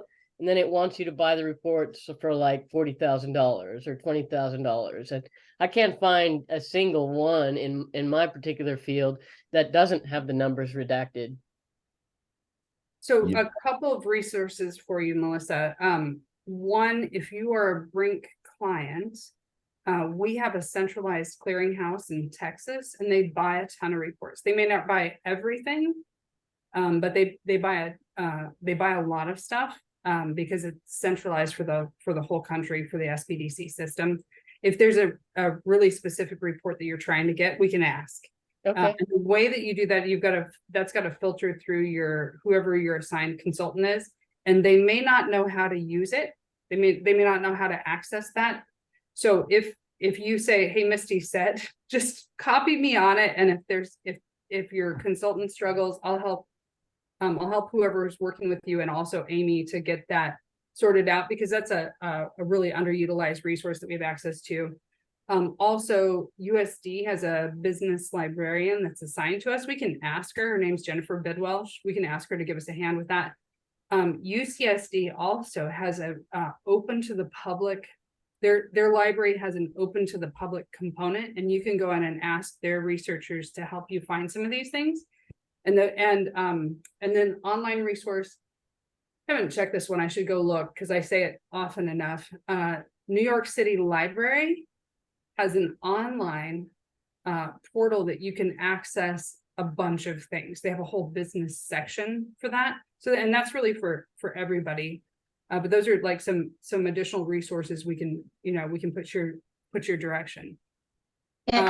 And Missy, I was just going to interject really quickly here. When I go over calculating the market potential here in just a little bit, I'll give you guys some other resources that you can use, and some links that you can use to get to those too when we go over that. So perfect.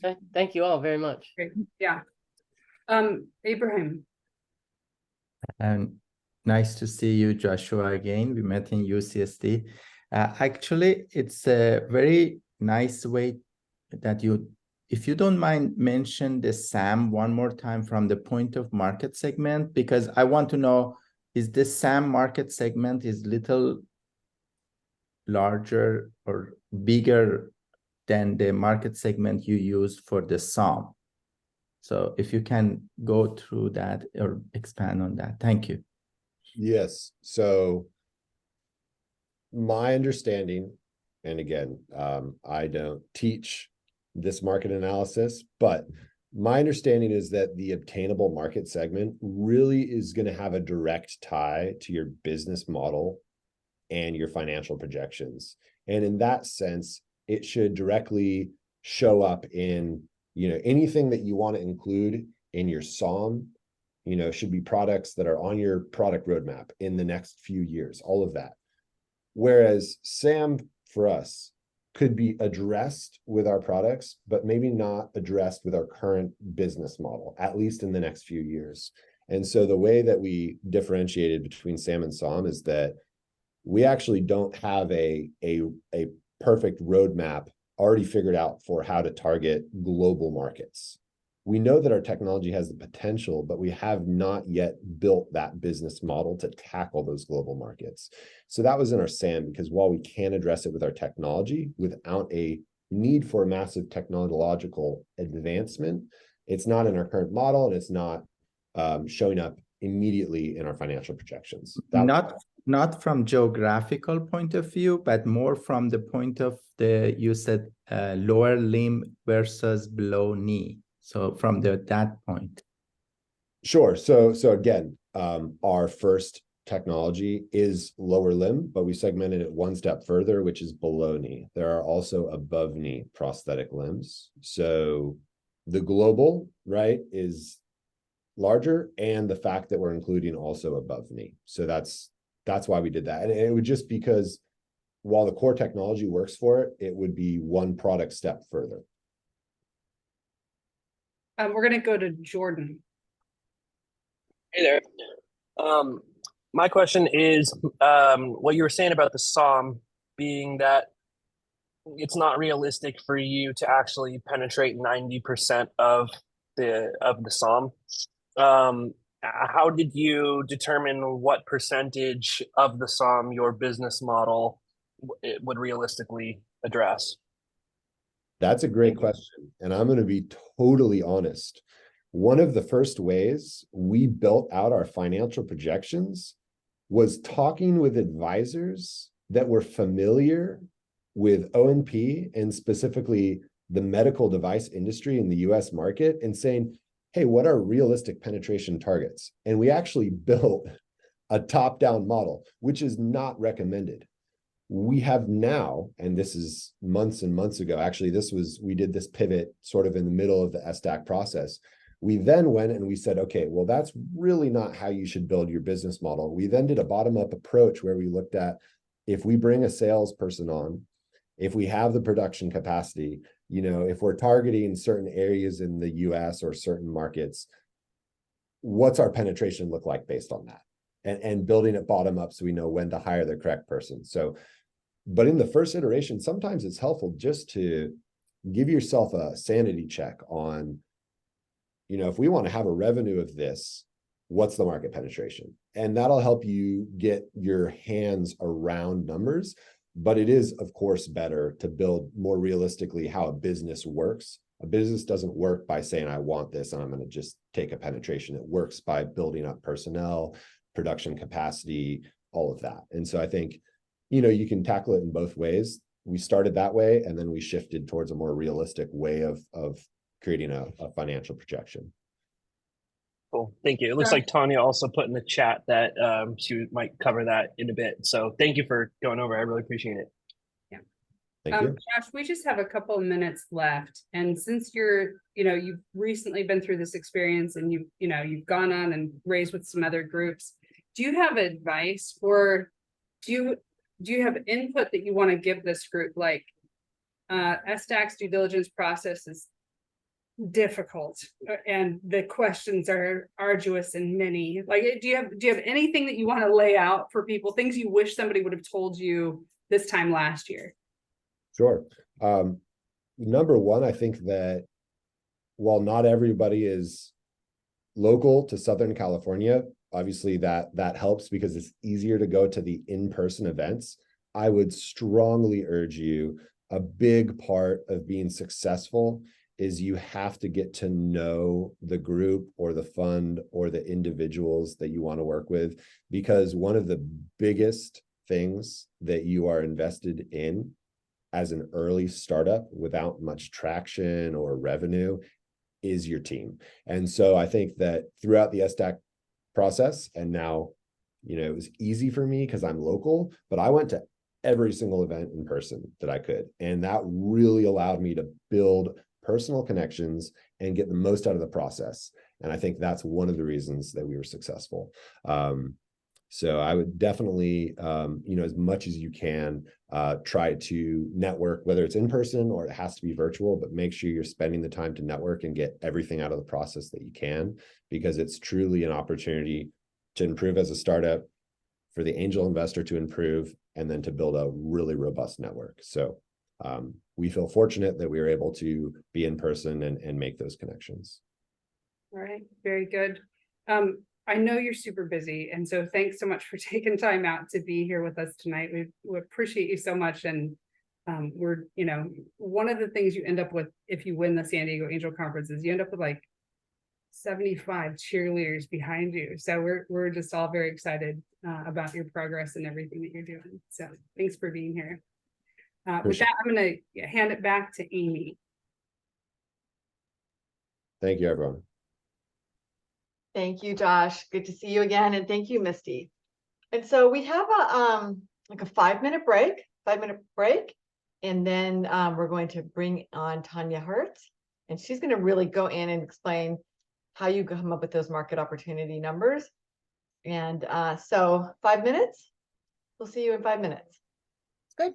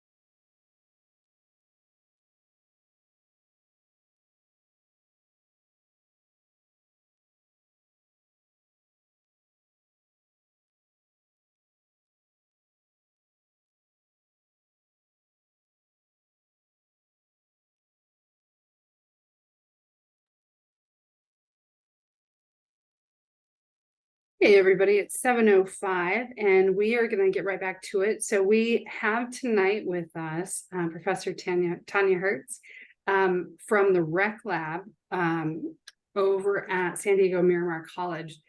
And she also teaches at San Diego State. And she and I have worked together on a ton of stuff. We've judged a lot of things and we've worked together on some stuff. And every time I hear her speak or I run into her in the street like I did yesterday, I just think, man, this is somebody I want to do more work with. So it's lovely that she's here tonight to walk us through market potential and really build in some more resources for her. And with that, Tanya, I'm going to turn it right over to you. Well, thank you so much. The feeling is mutual, Misty. I love working together, and I'm sure we're going to get lots more opportunities moving forward to work together.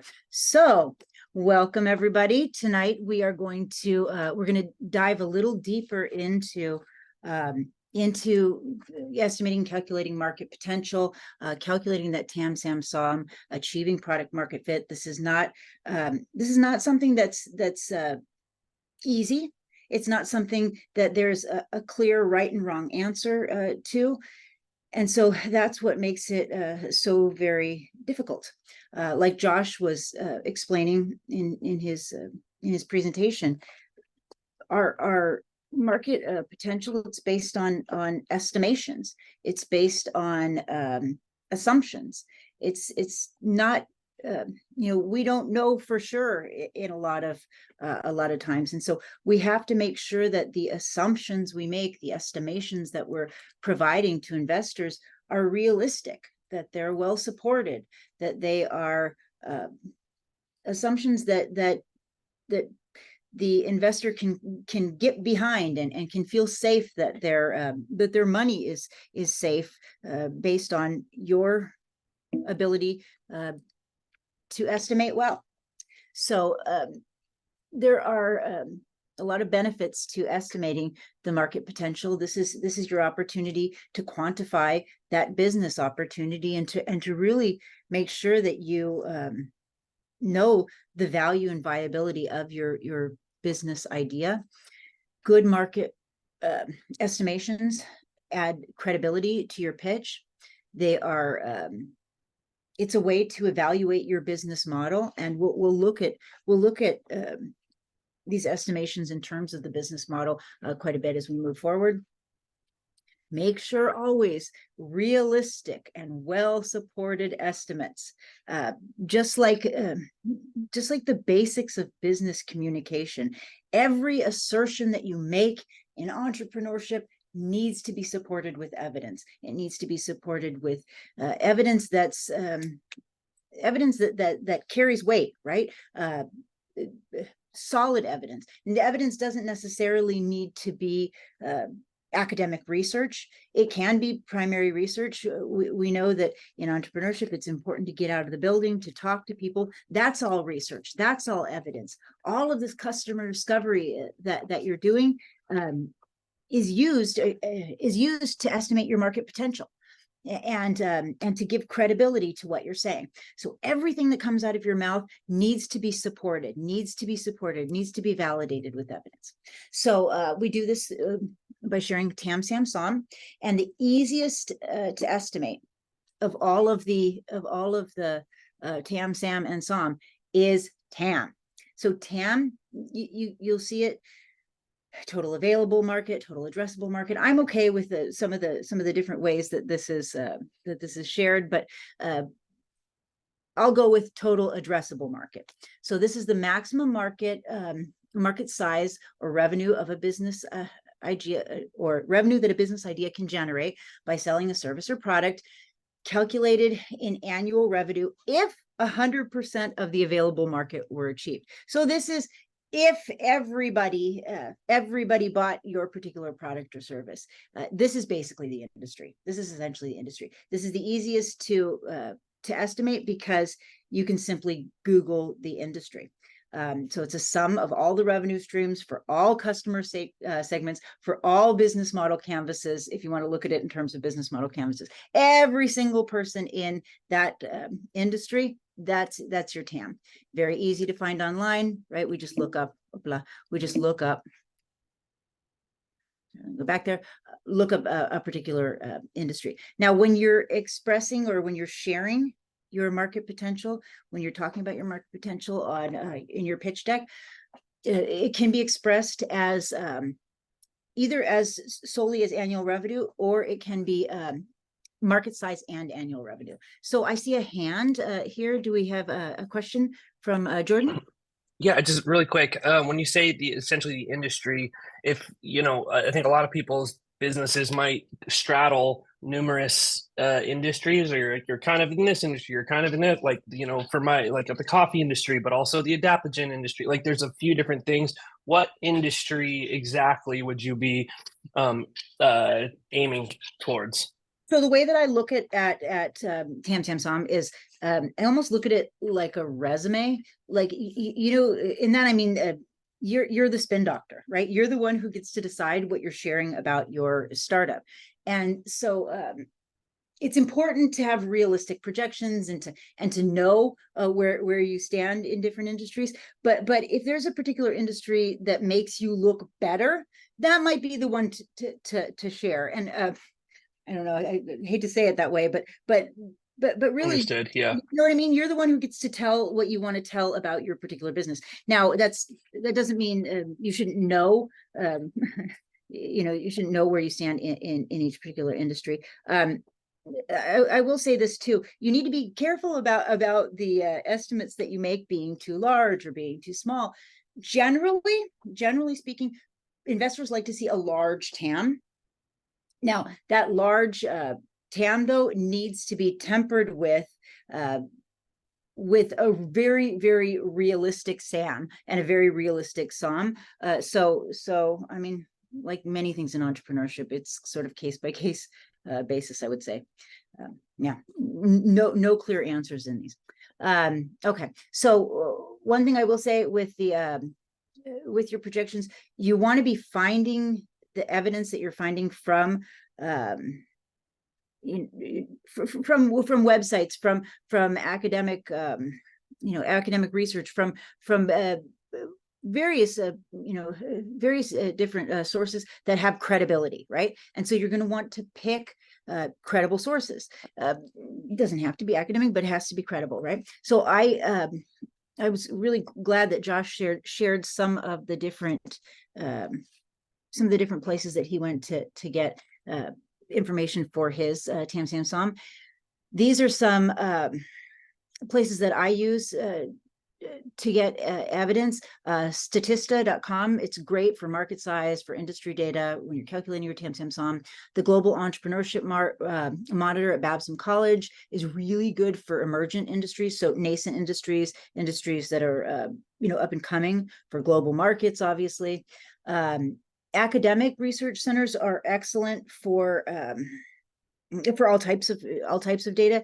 And the nice thing about a lot of academic and public research sources is that you don't have to pay, right? You don't have to pay $40,000 to get access to that particular paper. Now, most colleges and universities have paid subscriptions to various research papers or research publications, including Miramar College, the entire San Diego Community College District. I know for sure UCSD does. There are you can get a lot of information. Kauffman Foundation has great data there. Like Missy was saying, the New York Public Library has a business resource section that has just so much data, and it's free, and you can access it there. Obviously, you can go through the Census Bureau. If you, one thing that I like to do, and a resource that I like to use that I feel like is a little bit antiquated and some people maybe don't take full advantage of, are librarians. Librarians are amazing. I love talking to librarians. I love getting help from librarians. They are smart, and they are so willing to help you with whatever you need, especially librarians at academic institutions. Just go to your local college and just ask the librarian to help you. A lot of community colleges, like here at Miramar College at the Rec, these are open to everybody, to all of us. You don't need to be, you don't need to be any particular anything to be a student at a community college. It's open for all of us. So take advantage of that. Sign up for a class at community college and use the heck out of those resources, right?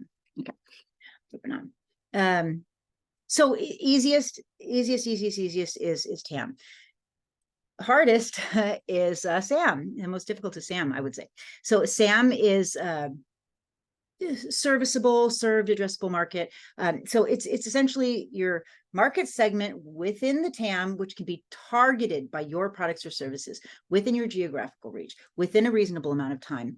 And it's the products that can be targeted or that you can reach, that you can potentially reach this particular market. So it's the entire market, but it is segmented. Right? It's segmented, essentially, segmented in terms of time, geography, and essentially segmented, right? So you can define SAM as the total sales volume of a particular product or service that can be sold by all of the vendors in the market within a specific territory that your company can service. It's the portion of TAM that you will target. It's a little, I should say this, but it's not the same thing as your target market or your initial target market, your early adopters, your beachhead market. And I'll show you in a little bit the difference there. But just like TAM, SAM can be expressed as market size and annual revenue, or just annual revenue, depending on what you're trying to share, what you're trying to, what makes you look good, right? This is your sanity check against TAM. So as an investor, when I see somebody with a very large TAM, that's a good thing. But then if their SAM is also unrealistically large, that's troubling, unless it's well supported, especially if the SOM is also very large. So you need to convince people. Basically, you need to convince people with your number. So TAM and SAM, they're both addressable. They're both considered addressable. And what do we mean by addressable market? Addressable marketing, it's a concept in marketing that refers to specific groups of people who you can address to get them interested in your product or service, and who could potentially become your future future customers. So when we're looking at SAM, this is the share of revenues that can be attained in a given period of time. And I say this because there's no hard and fast rule. And this is one of those things that often people come to me or confused about. Should I calculate SAM for a year? Should I calculate SAM for 5 years? And the answer is, well, maybe, right? It should be somewhere in that period of time. It should be somewhere in that period of time that makes sense, but it should be time bound. It definitely should be time bound. It should also be geographically bound. So for example, maybe your TAM is the, I don't know, like the travel industry, right? The entire travel industry. And that's easy to find. Go on Google, type in what's the size of the travel industry? Is it growing? Is it getting smaller, et cetera, et cetera. Easy to find. SAM would be much more specific. So maybe, sorry, my lights just went off in here. SAM might be something like online travel industry in the United States, or within in the last 5-year period, et cetera, et cetera. Okay. All right, let's see. Let me get these lights to come back on. Sorry, don't know. It thinks that I'm not in here. Sorry about that. Okay. So they're on a timer, and I guess they shut off. Actually, while I was doing that, let me maybe pause here for just a second, because I'm sure that there's some questions. Do we have any questions right now before I move on?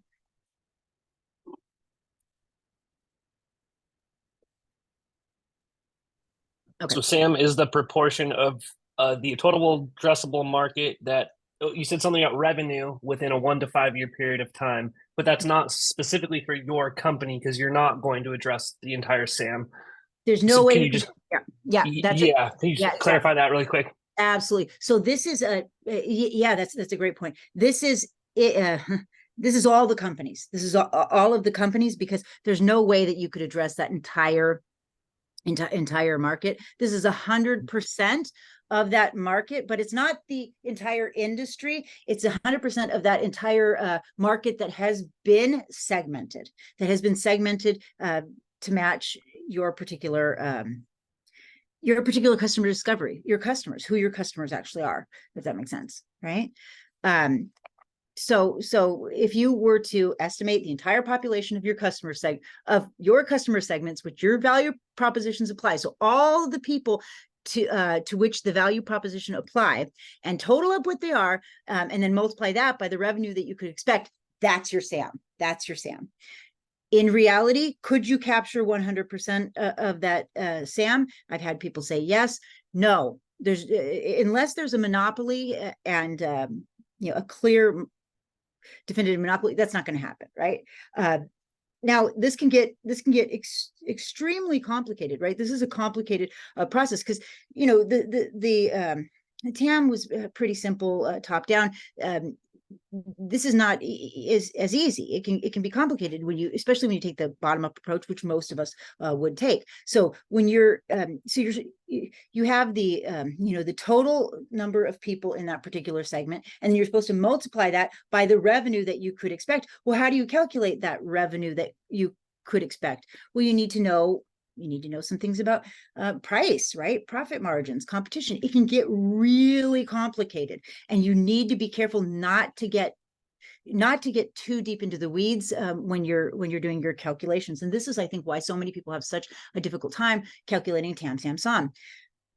If you're just going to price, if you're trying to calculate the revenue, you're trying to say, okay, how much could any company make in a 5-year period in this particular industry, right, in this particular region? Well, you need to multiply by how much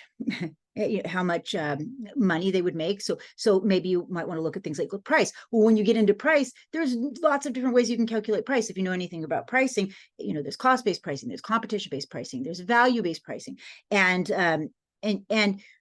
most of you have not gotten to the point where you are where you're ready to actually make some clear, definitive decisions about price. It's too early. It's too early for you to be doing some detailed, value-based pricing models. And so the reason I say this is because perfection is the enemy of progress in entrepreneurship.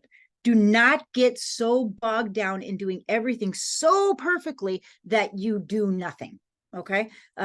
It's okay. It's absolutely okay at this point when you're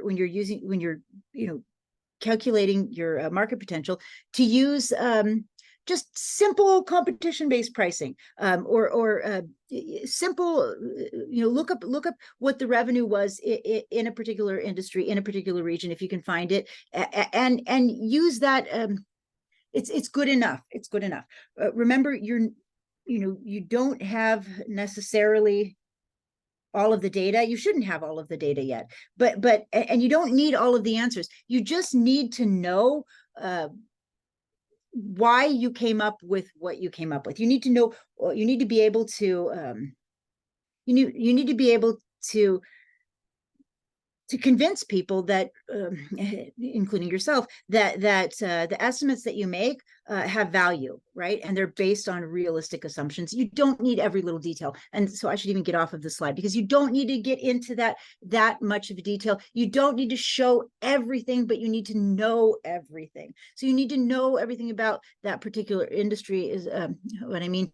You need to be able to answer questions as they come up, but don't get too I don't know, just don't get too bogged down. I see it happen all the time, and yeah, that's all I'm going to say about that. Okay, so we said TAM is different than SAM in that it is segmented, and it is segmented based on what you learned in your customer discovery to a large part. It's the entire population of your customer segments multiplied by the revenue that you could expect, but it's not your beachhead. It's not your initial target market. It's not your early adopters. It's larger than that, and it's different than that in that when you're calculating things like your beachhead or your initial target market, that's really that's a very, very, very specific niche market of who are going to be the very first ones to try out your product or service. It used to be something that we used to share. I don't know, those of you who've been in entrepreneurship for a really long time, but we used to share this in our pitch decks for a long time. We would share that target market, and I still think it's extremely important to calculate it and to know who those initial buyers are, but you don't necessarily need to share it in your pitch deck. You need to know it though. When they have questions about it, you need to know who those early adopters are. And I put the link to this to these slides in the chat. So if you want to come back into this and look at any of the the information that I'm sharing with you, you're more than welcome to. And later on, like at the end of the presentation, I tacked on how to calculate everything, your beachhead, your everything. Okay, so now let's get to the final one, SOM, your share of market. So share of market, SOM is share of market. I feel like it's TAM SOM. I feel like it's been a bad game of telephone for too many years, and they've all morphed into different meetings. But SOM is straightforward share of market. It's the estimate of the market size that you can realistically expect to capture with your startup. So if if TAM is 100%, SOM is what percentage? It's a percentage, what percentage? And what do you think is a reasonable percentage of a market that you as a startup market could expect to achieve? This is always a question that I get a lot. And I every time I see pitch presentations, I've judged many pitch competitions, there's always somebody in there who has a SOM of 50%, 75%, 25%. Now, is that a realistic SOM? What do you guys think? Would a 50% be a realistic SOM? No. Probably not, right? Probably not. I would be hard pressed to find a business where you could capture 50% market share. I mean, just think about any industry. Think about like the ride sharing industry. If you came up with a new ride sharing service, do you think that by year 5 you could capture 50% of Uber, of Uber and Lyft and all of the other people in the market, right? So how do you, what is a realistic expectation? How much market share could you realistically capture? It's not as simple as just pulling a number out of the air. I highly recommend that when you're calculating your SOM, that you, like everything else, use evidence. Look and see what the segmentation of the market looks like right now. So like if it's ride sharing, as we're on that ride sharing industry, look and see the top 10 ride sharing apps. What percentage of the market do they own? Do they have?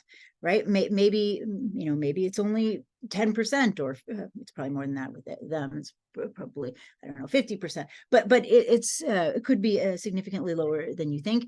Look it up. Look and see, and then look and see what some of the other companies that entered the market, what did they do after year 2? What did they do after year 3? Now, obviously, you're entering at a different time. It's going to be a different product life cycle. It's going to be different, but it doesn't have to be exact. You just have to have evidence. You have to have. There has to be rationale behind whatever number that you're. Hi, Danny. Did you have a question? Yes, Tanya. Thank you for taking my question. So I was wondering, I do really well with examples. I'm not sure if now, or maybe you can email it to the group afterwards. If you can give a handful of real world examples, like what Uber did or Airbnb or other startups, DoorDash, etc. I think I Airbnb was there's every hotel in the world or something. I can't remember which company did that, but I remember some of them had some pretty big assumptions, So I was wondering if maybe currently you have examples you can run through, or if not, maybe can you email the group? So are you looking for examples from their initial pitch decks, or are you looking for the reality for the reality of what they captured? Initial pitch decks, because I worked for YC, right? So and I know this was iterative for Uber and others.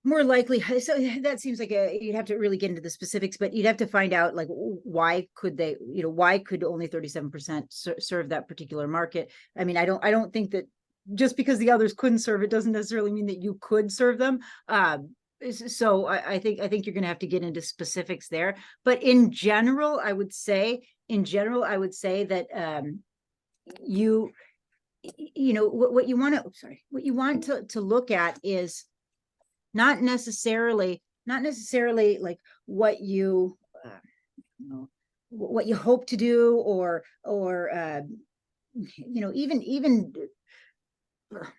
even what you expect to do. What's better for evidence is always what happened before. What evidence do we have of something similar, and something similar happening, and how then are you like that?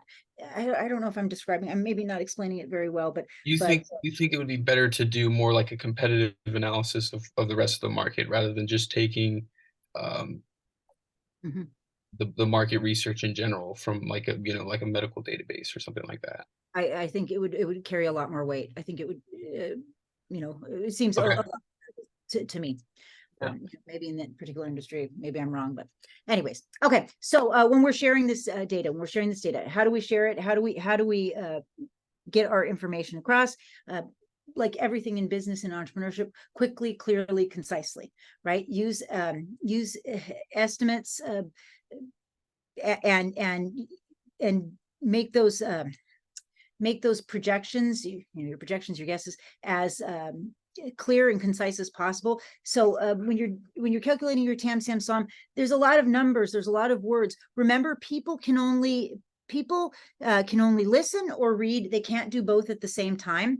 Less is always more when it comes to pitch deck presentations, when it comes to market projection slides. You want everything as abbreviated as possible. You can share like this slide that I'm showing has it's the same data as the slide before, but it's abbreviated. If you can even abbreviate it further, better, right? Remember, people can only read or listen. They can't do both at the same time. Don't give them too many things to look at. Don't give them too many things to read. Just keep it as simple as possible. Oh gosh, I keep knocking that over. If you can just get away with the revenue and nothing else, do that, right? Just keep it clear, concise, simple.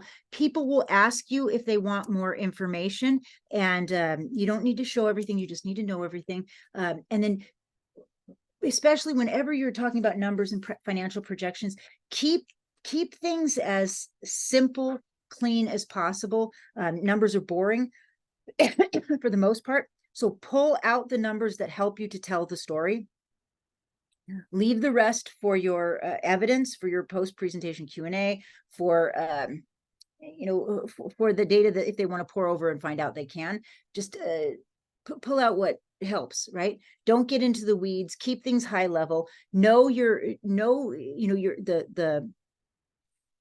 numbers. Know your break evens. Know exactly those important numbers and where you got that data, but don't include it. Don't put it on the slides.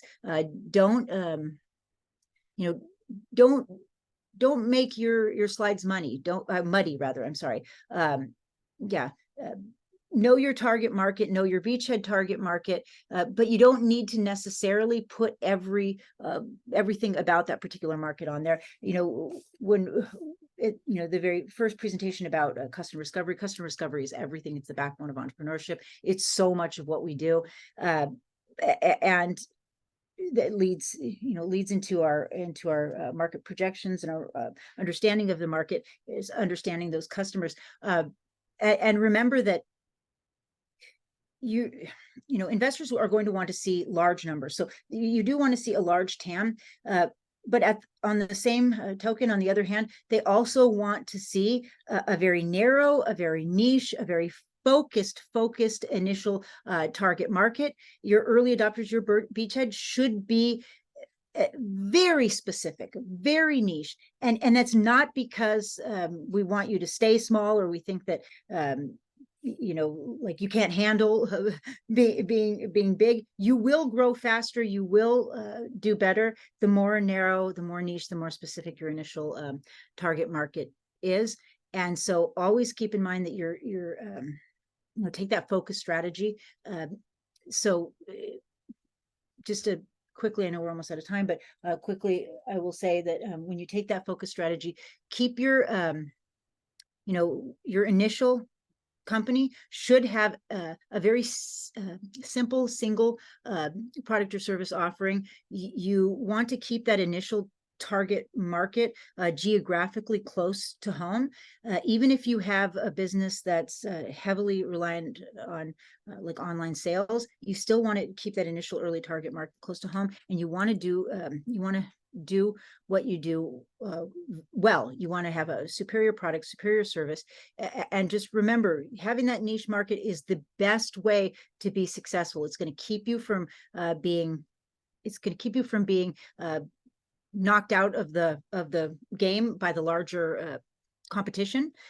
They're less likely to pay attention to you if you're small and narrow in the beginning. It helps you so that you can have that initial concierge service when you are developing and testing your MVP. So they don't need to know necessarily who's behind the curtain, and you can seem like a big company while doing everything very concierge in the back behind the curtain. And then you really become an expert in what you do. You get that reputation as being a leader. You start to form those strong relationships, and you can defend those strong relationships. And it's cheaper, right? It's cheaper because you don't have so much marketing costs, so much operational costs. Remember that every single market or every single segment market should be its own market if you would have to advertise to this particular group differently. So it's okay to have a very specific, very niche initial target market. And remember that customers don't buy products or services, they buy solutions to problems. And so define them in relationship to that solution to the problem. And when you're finding those first early adopters, know that this is the initial group, this initial niche group of people that have the problem that you're solving. They know they have the problem that you're solving, and they're actively seeking a solution to that problem. Those are the people that you first are targeting. Those are your early adopters, and later you can capture you know, more of the market. But yeah, I'm not going to get too much into these other details about segmenting to the market, but I wanted to put them in here, or segmenting the markets rather. I wanted to put it in here so that you could you know, have access to this information because you have this PowerPoint slide. And I did give you a few more things, a few more resources in here for you to have access to, including you know, how to explain your revenue model, to include that revenue model, and et cetera, et cetera. I have lots of other information in here for you to help you with your PowerPoints, to help you with your presentations. And I hope this was helpful. I'm going to stop that there and answer any other questions that, if I have enough time, that anybody has.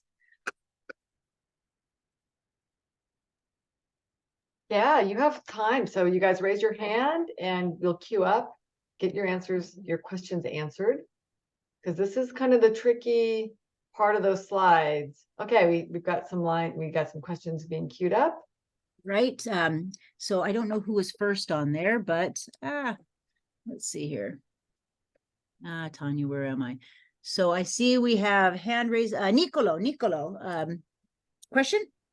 Yeah, I was wondering, oh, sorry.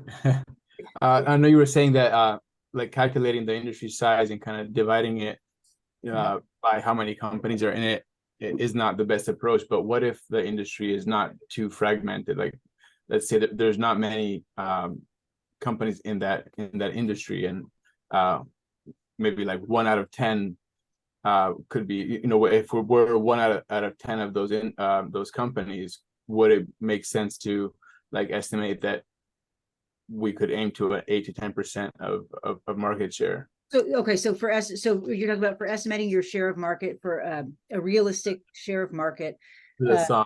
Yeah. So okay. So I mean, what I would recommend doing is looking and seeing what happened what happened. I always want to know what happened before, right? For me, it's always about like what actually happened in the past. What can I show that actually happened, either in that industry or in similar industries as well. I mean, it doesn't necessarily even have to be that particular industry. If if there's something that's somewhat similar and you can show that. So if you can find information on what actually already happened, that's going to give you much better predictor information for you than necessarily, oh, well, there's, 5 companies in here, so I'm going to say we're going to get 20% market share. That's not the way that you want to do it. That's not going to, that's not realistic, Okay, thank you.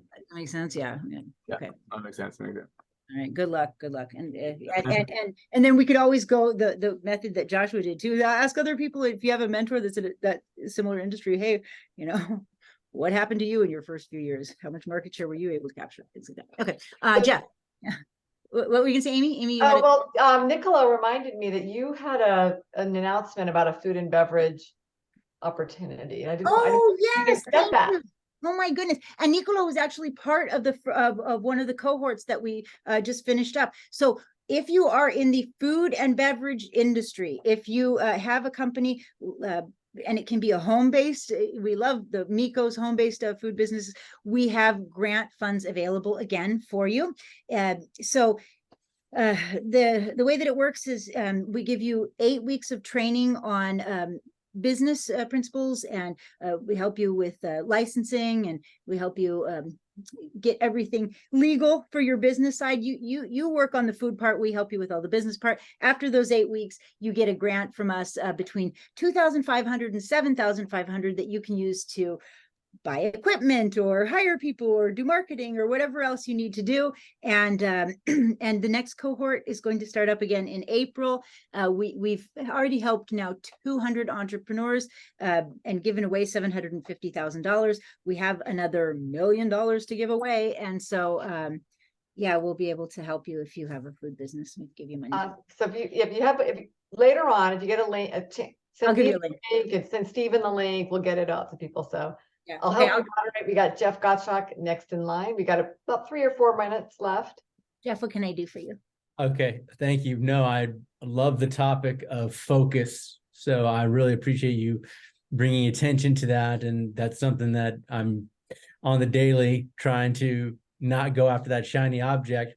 Yeah. I would say, what have you seen? Obviously, everybody is different and circumstances are different. And like, again, like Josh alluded to, I probably could maybe find a model or something like that to maybe ask someone that has a similar scenario. But in your experience, where have you seen it make sense where either people can start really actually looking at like going a little bit broader, if they do in the general sense have a bigger kind of play that they would like to go into other categories? When have you seen it make sense that they were able to kind of transition to a little bit broader audience? So I've seen a lot of companies capture a lot of market share and a lot of and sell a lot of products and services, but it's not usually by broadening their target markets. It's by narrowing those target markets and then just having more of them, right? I mean, I always try to think, would I advertise to these 2 people the same way? Would I advertise to this, would I create the same commercial for this group as I would for this group? If there's a different way that you would reach them, if there's a different way that you would communicate with them, then I think this is a different market. And yes, maybe we add another market to the mix, but those are all sort of growth strategy, considerations. And initially, keep it simple, keep it focused initially, and then dominate that industry, dominate it. Like, you own that particular segment, then you can start getting some of those other segments, and then they'll come easier, Yeah. Thank you.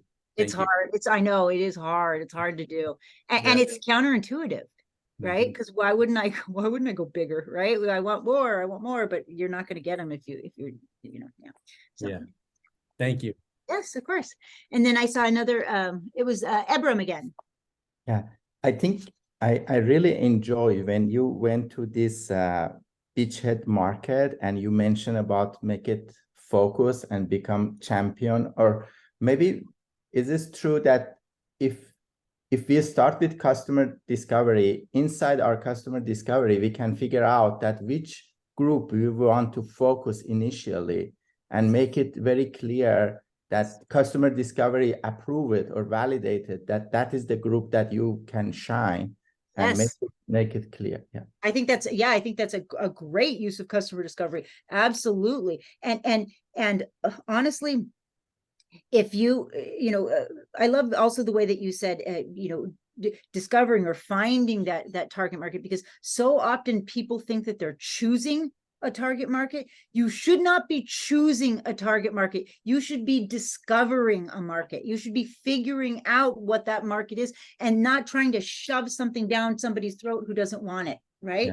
Yeah. Find the people that want it, find the people that are asking you for it. That's what you should be doing in your discovery. Yeah. Thank you very much. I Oh, appreciate yeah, it. yeah. No, thank you. Yeah. Is there any other questions before I think we might not be out of time anyways. Yeah, we're kind of at the end. Done. Yeah, I just want to like dovetail on that last comment about discovering the target market. And like, you can't, it goes a little bit back to what Benton said, like if you're sitting there at your customer discovery to ask what your need is. And if you're like, hey, but would you need this? Like, you're not listening. They're telling you what their need is. They don't need that. Like, because everybody wants to jump and start selling.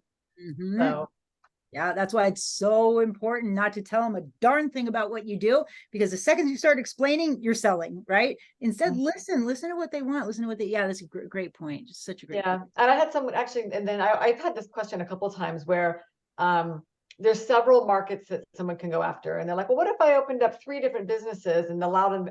And I'm like, which one is the best? Yeah. The investors are going to everybody just wants the best. They don't want choice. They don't want you, right? I'm going to go after all these segments at the same time, which you can't do anyway, because you don't have enough money and resources. Right. Yeah. Wait until you've got just a huge pool of money to do that. Yeah. Why wouldn't you just go after the best? Yes, you can start 100 businesses, 1,000 businesses. Who cares? Which is the best? Which is the most, the highest probability of making you the most money the quickest? Where are you going to have, customers smiling happily, just handing you money, right? Yeah, that's what you got to find. Yeah. All right, so we have a break built in right now, but are these new hands up or hands that just didn't go down? I think they didn't go down. Yeah, okay, we have another. I had another hand. When you were saying like don't expand into too many segments, I was wondering, but would it make sense to, if there is the potential for expanding in other segments, would it make sense to include those in a pitch deck as an option that might be attractive for, I don't know, if they have the resources to explore those channels?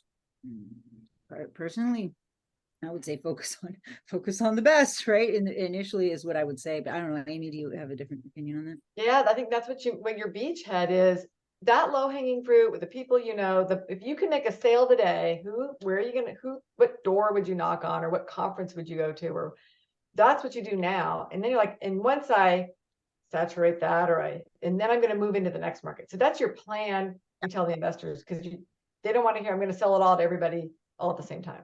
Yeah, that's the worst thing you can say. That's the absolute. No. Yeah, exactly. But just giving, options for different channels of revenue, I think it just down the road. Yeah. But as long as you understand it, if you understand, like I understand it's there, but I know what the channel that's going to work for me first, and then when I make that happen and I become very revenue generating, and then I can plow that into the other channels. So as long as it's just like a very like thought out methodical plan about how you go from one to the other, instead of like again all yeah, and people can see that too, that they know that you actually get it and you're not just okay, let's do this all now. Okay, makes sense. Thank you. Okay, I have to fix my link in the chat. So, okay, well, thank you, Tanya. Thank you so much for that. This was excellent. And Tanya brought her class also, so we sort of also ran a class tonight too. So we're going to give you guys, how about like, I don't know, 2 or 3 minutes. I'm going to fix the link in the chat.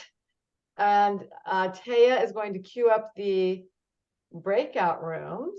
So give us a few minutes to do that. And then we'll do those breakout rooms. And those will go until, the breakout rooms will go until 8:20, and then we'll close up and have final thoughts. So give us a few minutes, and then don't go far, but take your little bio break if you need it. I'm gonna go take one myself, yeah. Thanks, Tanya, so much.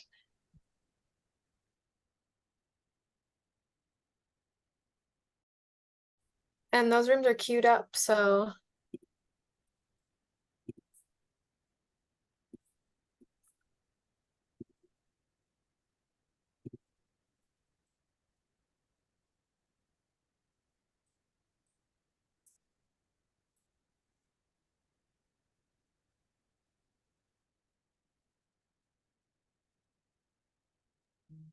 What are we talking about in the breakout rooms?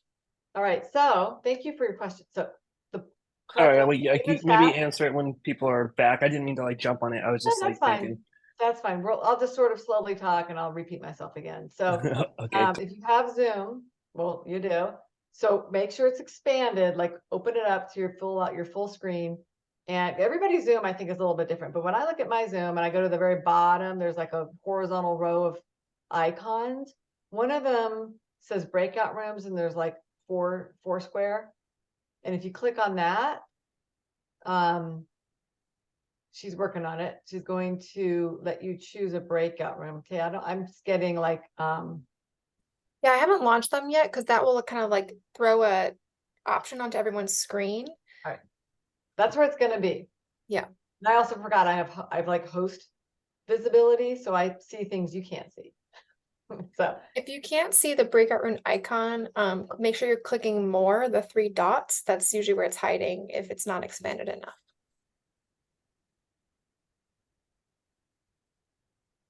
maybe, and you know what, we can since we didn't really kind of have a soft like break within a couple of minutes time, so we could put the directions in the chat and let people just start getting in there and chatting away. Well, how's that sound, Taya? Sure. So you want me to open those now or you want to give an audible? Yeah, go ahead and open them now. And so now, okay, I don't know, it might have popped up on your screen like it did for me. So we're all unassigned, and it'll say choose. Let's see, there's 4 rooms. If you scroll down, all the way down, you can see the rooms, and all you have to do is click join the room. And you feel free to move around the rooms if you like, or maybe your business is kind of hybrid for the areas.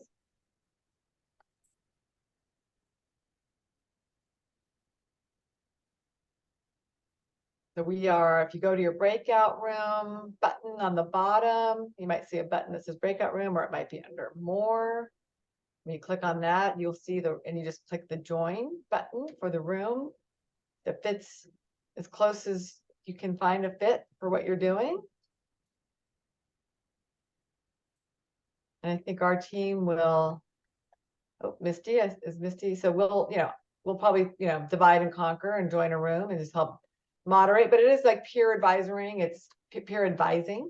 You guys advise each other. So pick a room. Talk about your market size, customer discovery. We got 7 in food and beverage. I see 4 in biotech life science, 13 in SaaS and software. Healthcare's got 7. Hi there. Hi. What are we supposed to talk about? Did you guys decide or? It's peer. Like we want you guys, talk amongst your peers. Like, how are you guys doing it? And Okay. Very good. All right, thank you. yeah. If our team, we could pop into those rooms that people joined earlier on and just reiterate that if it's necessary. Yeah, if our team can join in. Mm-hmm.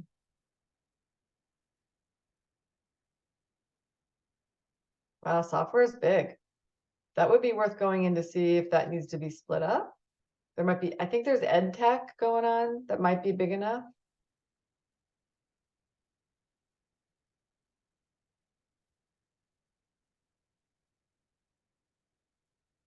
Yeah.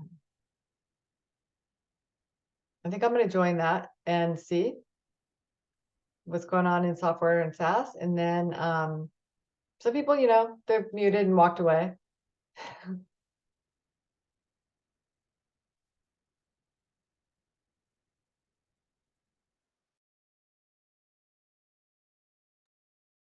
So you're going to software, Amy?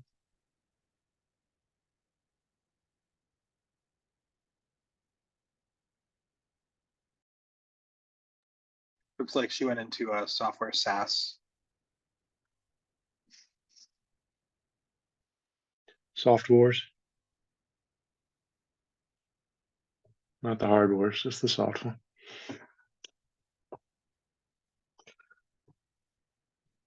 Need more soft wars.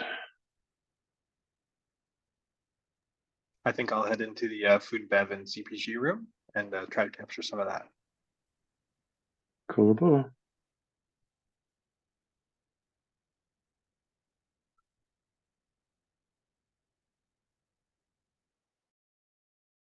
Good about saying that.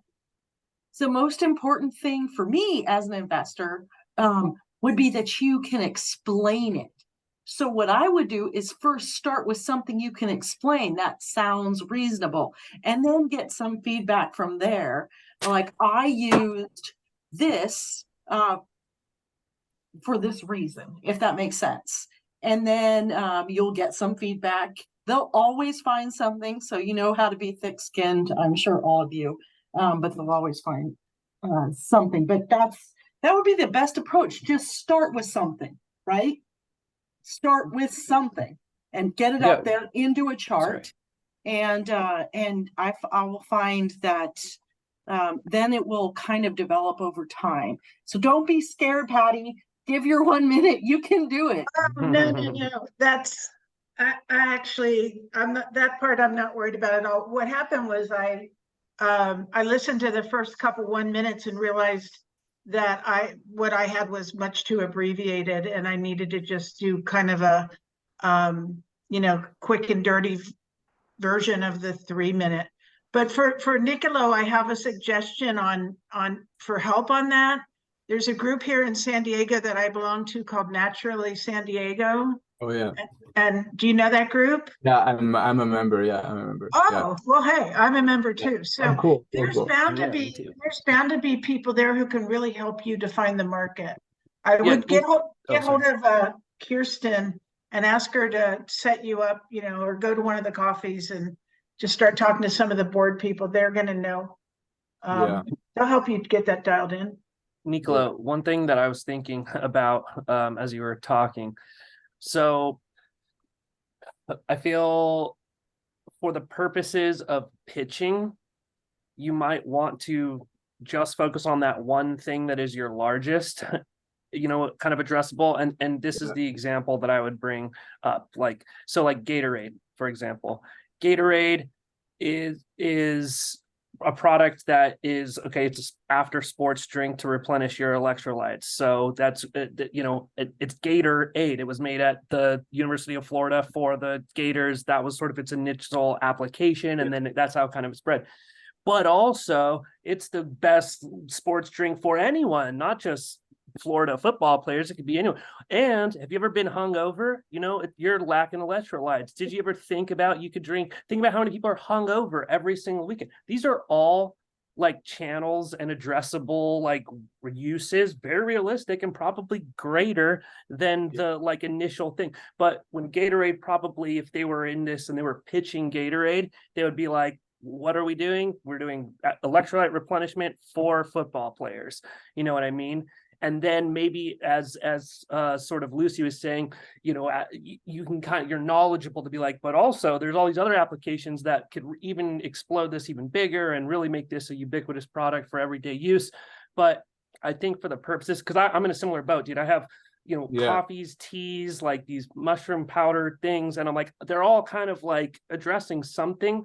But what I'm kind of trying to figure out for this pitch is what is the one use, one product, one thing that is that just like a home run, and then you're going to sell an investor on, and then it's easier in the operations of the business to roll out all these other things. Like, where that's are you my gonna thought. I don't know. Where are you gonna start the fire, and then Yeah, I think yeah. your beachhead market kind of makes sense because it's like, you know, you're storming just the beach. Yeah, you got to go take out a lot of other bunkers, and you know, the war is inland. But what's the beach that you're starting at to like get the ball rolling? You know, and just making it a very clear. You know, I also kind of think about this as it being a story. It's like it's got to be so like simple to follow the plot that as soon as you start getting into the complexities of the directions that your business can go, I feel like the possibility, it happened to me in my pitch. I don't know if you were there the other day, but they were like,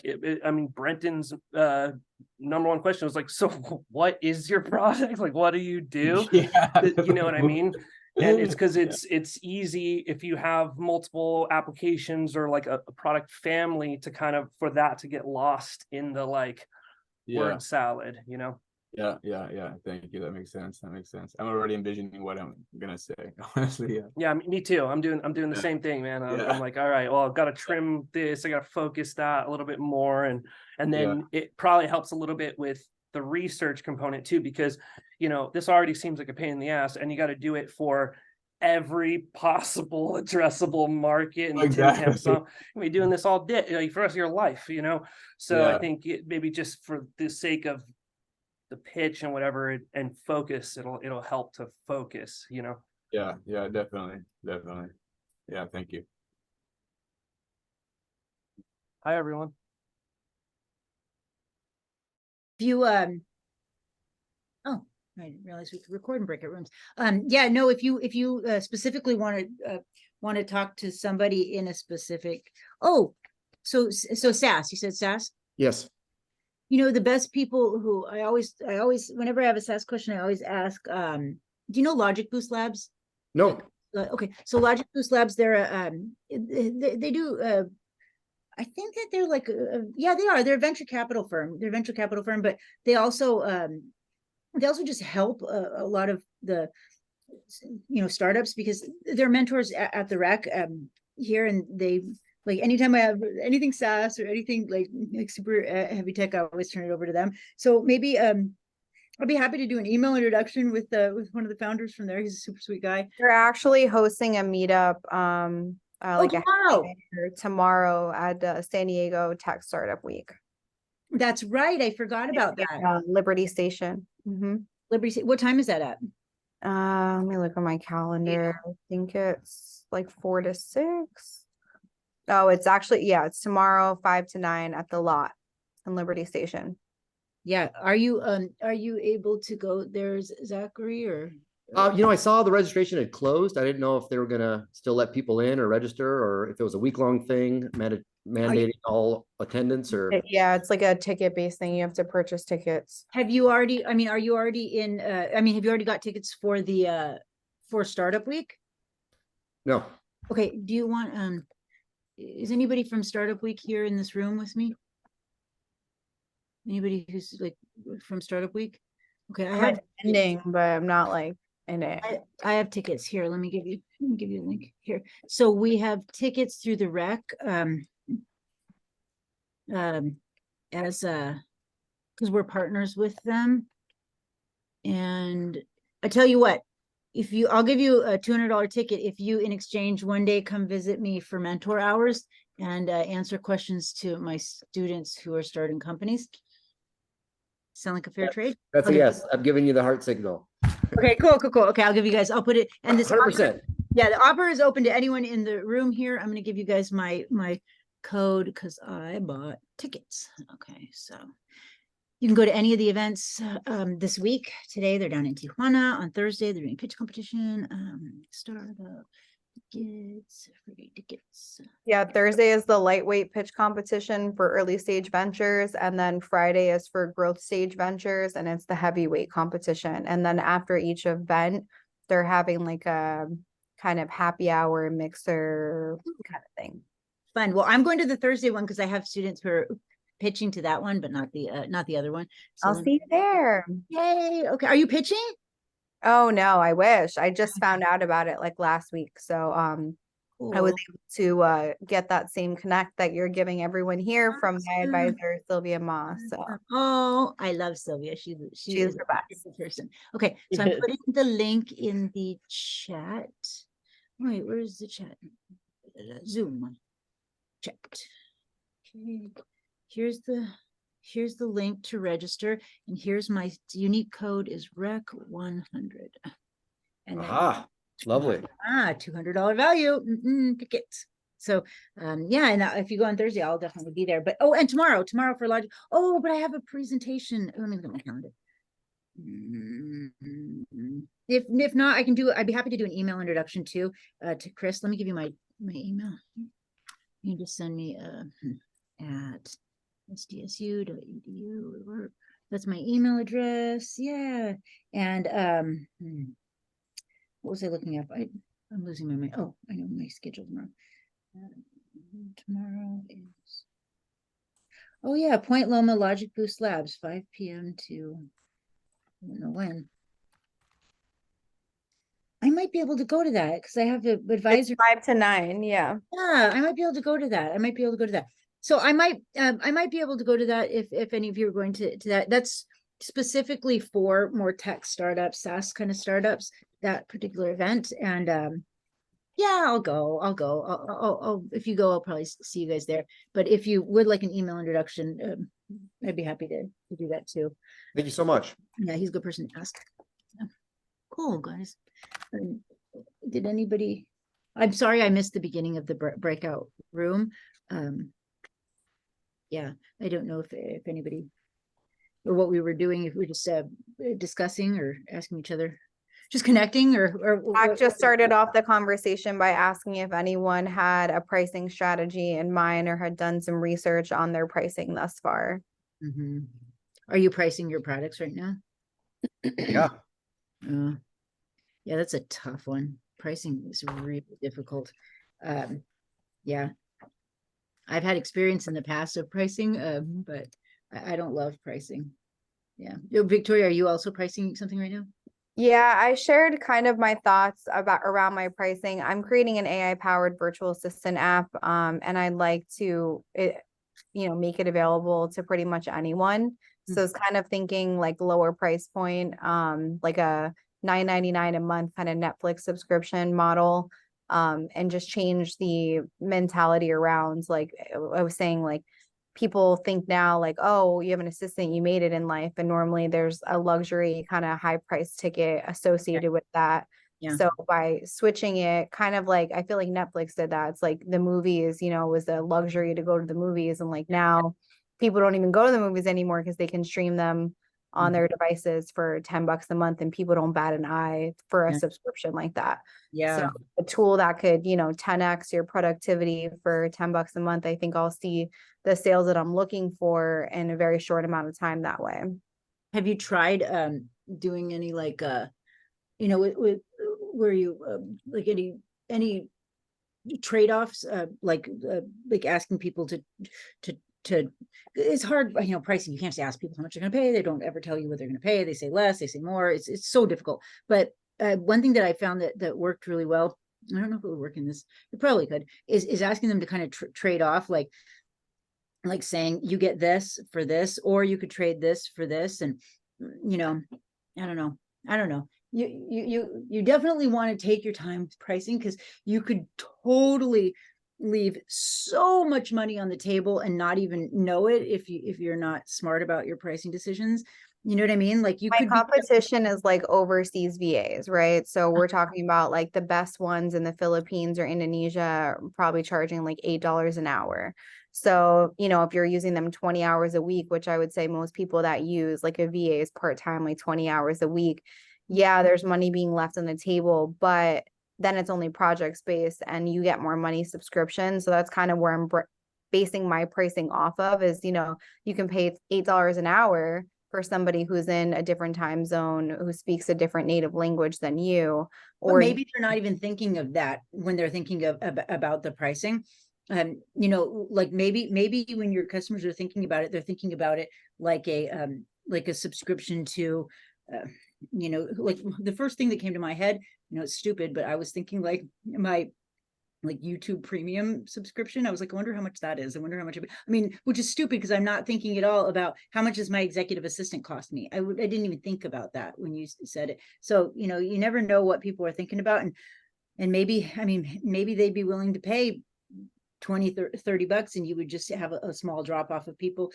You know, who knows? That's why pricing is so important. You could, I mean, yeah. I'm which I actually have more recent experiences on that. So, but yeah, I would check that out. They may have some updated. I know Janssen is actually rebranding, so it's actually growing its data science portfolio quite a lot. I have a lot of connections there as well. So. Good. What are the possibilities that we can get it to JLabs? Because my application under review right now with the JLabs and also with the Blue Knight partnership with the Blue Knight. So both of them are reviewing my application because I'm working on molecular glues for targeted protein degradation in oncology and CNS. Initially, I'm working on oncology. So, so what are the possibilities that JLabs call for the next step?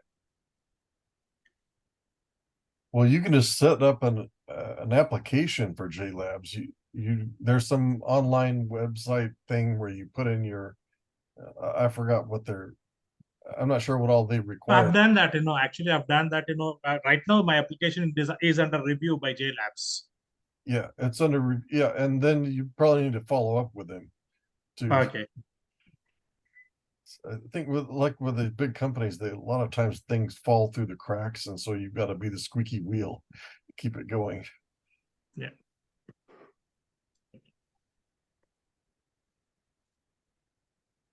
Okay, I think we still have a few more minutes. Is there any investors that that we can reach out, specific investors in the area of oncology or in a CNS, direct investors that we can speak on this, with respect to my subject, like targeted protein degradation space? There's Cancer Fund in Arizona. So will they give us a funding because we are in California? So will they give us a funding, or it is only Arizona based? I don't think they're limited geographically, but okay, approach them. Yeah. Okay. Yeah. Yeah. Thank you. Thank you. So, so I would imagine, since you're in the oncology field, right, primarily in the in terms of therapeutic, you should be not only applying for JLabs, probably you should be applying for many other opportunities around. So you will see which ones give you better chances, and in terms of reviewers, it may be different, body of reviewers as well. So they might have different kind of feedback that could be really helpful. Yeah, I applied for Y Combinator. They're also reviewing my application. JLabs is one more, and also a couple of investor, venture capitalists are also reviewing my application. But still now I did not get any kind of a response initially. But I also applied for a SBI grant, which is also under review. Cool. So did you set up a laboratory someplace yet, or? No, actually, I'm looking for different incubation centers. Like Aquilius is one incubation center, and Y Combinator I applied. They're showing much interest in San Francisco, and one more in Carlsbad, one more incubation center that I'm also looking for. But basically, initially I'm looking for some kind of funding that to step into all these things, right? So that's what I'm looking for. Right, and especially if you're starting up a company that has to do with cell culture, it will run through a lot of money quickly. Yeah. That's true. That's true. Yeah.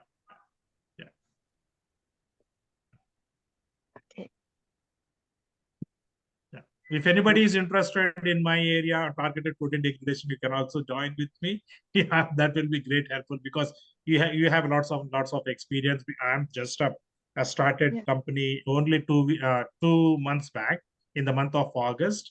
So I'm but as you know that molecular glues are very hot right now in targeted protein degradation. Lots of market size, and there is very crazy deals is going on right now in the area of molecular glue. So if Right. anybody is interested, please, Yeah. please, Would you you mind can. dropping LinkedIn somewhere so we could find you after the meeting? So I if you want sent to the catch up. invite, I sent the invite for both of you, but I was unable to find out Okay. Brian, Mhm.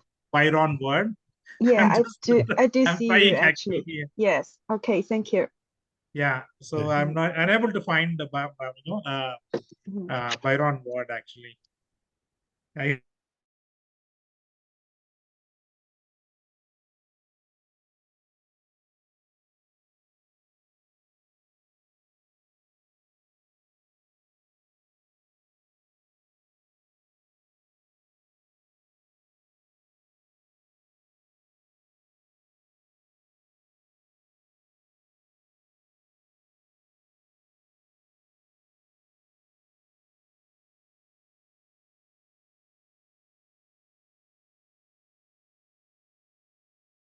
Right, so we got cut off. I hope you had such a great discussion going on that you got cut off, because we like the breakout rooms to just drive this vibrant community. And if you come back, we'll always have breakout rooms. If you come back in person, you can just chat while we're having pizza. So anyone want it? We got 9 minutes. We're gonna let you all go at 8:30. Anyone want to raise their hand and get in line? Like any big aha moments or things you found out?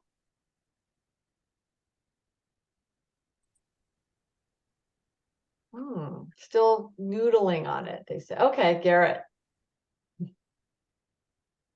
So I guess I'm kind of learning that it's the TamSam SOM is really like the design process, just like the customer discovery. It's all like a design process. It's continuous. You keep like every single deck that you make, you circle back and take the customer discovery net that you've casted and then readjust and make a different kind of outline of your TamSam SOM.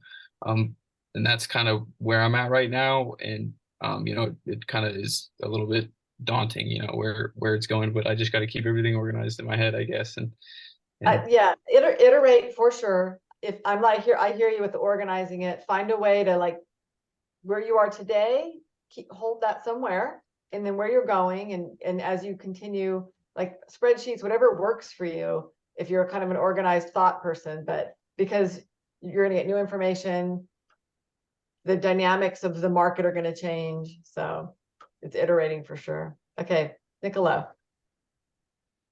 Yeah, I think we were talking about kind of like targeting different revenue streams or different markets with the same product. I think we came up with maybe it makes more sense to focus on whatever makes more sense and make that fire kind of start, and then once it gets going, then start branching out. But instead of marketing to a larger market, maybe pick that niche or a trendy, something that's trending versus a more saturated one before the other. That sounds good. Yep, we got an exactly from the professor. Very good. All right, anyone else? We got a few minutes here.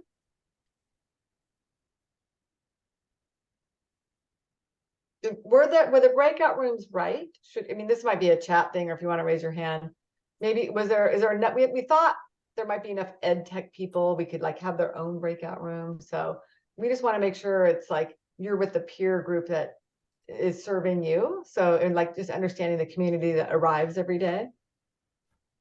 Yeah, I think so. Yeah. Yeah, thought so too. All right, let's see. Yeah, all right. So, okay. Anything from the speakers? Want to raise your hand or just unmute? Anybody will have final thoughts? We're working on closing it down now.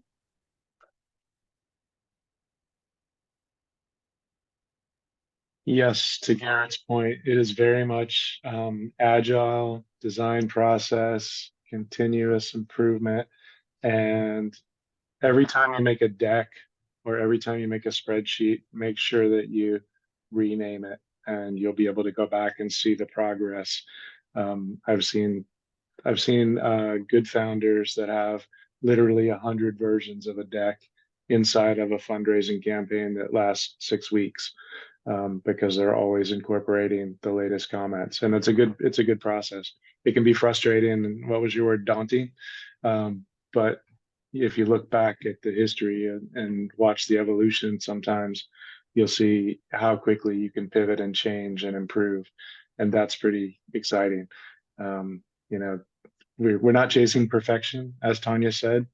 And the concept of wabi sabi, which is the Japanese term for there are great perfections and in every imperfect thing, I think is always a good philosophy to have when you're trying to come up with something brand new, right? So stick with the process and make notes, and you'll be surprised when you look back. Yeah, there is no there's no right answer that we will ever discover how many actual people in the world are buying coffee pods. So you got to be comfortable with that. So Lucy Montgomery from the SBA has her hand raised. Lucy, what you got? Thank you so much. Great work, speakers. Great work, Amy. Great work, Misty, Benton, Professor Hertz. Excellent for everyone. I just want to say on behalf of the SBA, thank you for putting this on for our entrepreneurs and our community. And for the entrepreneurs, keep working hard, don't give up, and keep attending these events. Every single time you're learning something and getting better and making your community better. Thank you, Amy. Thank you for those comments. I love that you said that, and I'm so happy that you attended, because this is what it's all about. It's helping founders like you innovate, provide advising, peer group like this. So this was a really spectacular event tonight. So thank you all for coming. Thanks to the speakers for your talks. Thanks for our staff putting on the breakout rooms and handling kind of herding the cats behind the scenes. And so I'll leave you with next week. The next event is not going to be on Tuesday because that's Halloween. So you go out and have fun. And then it'll be on Wednesday on November 1st in person at USD. And we're going to be talking about, the whole theme is competitive and competitive advantage. We're going to have some founders being interviewed, and we'll give you a little bit more detail as we get that. Just follow the LinkedIn and the email. So with that, I will release you all to your evening. Thanks again for coming. Thank you. Thanks. Bye. Thank you for a great event. Thank you.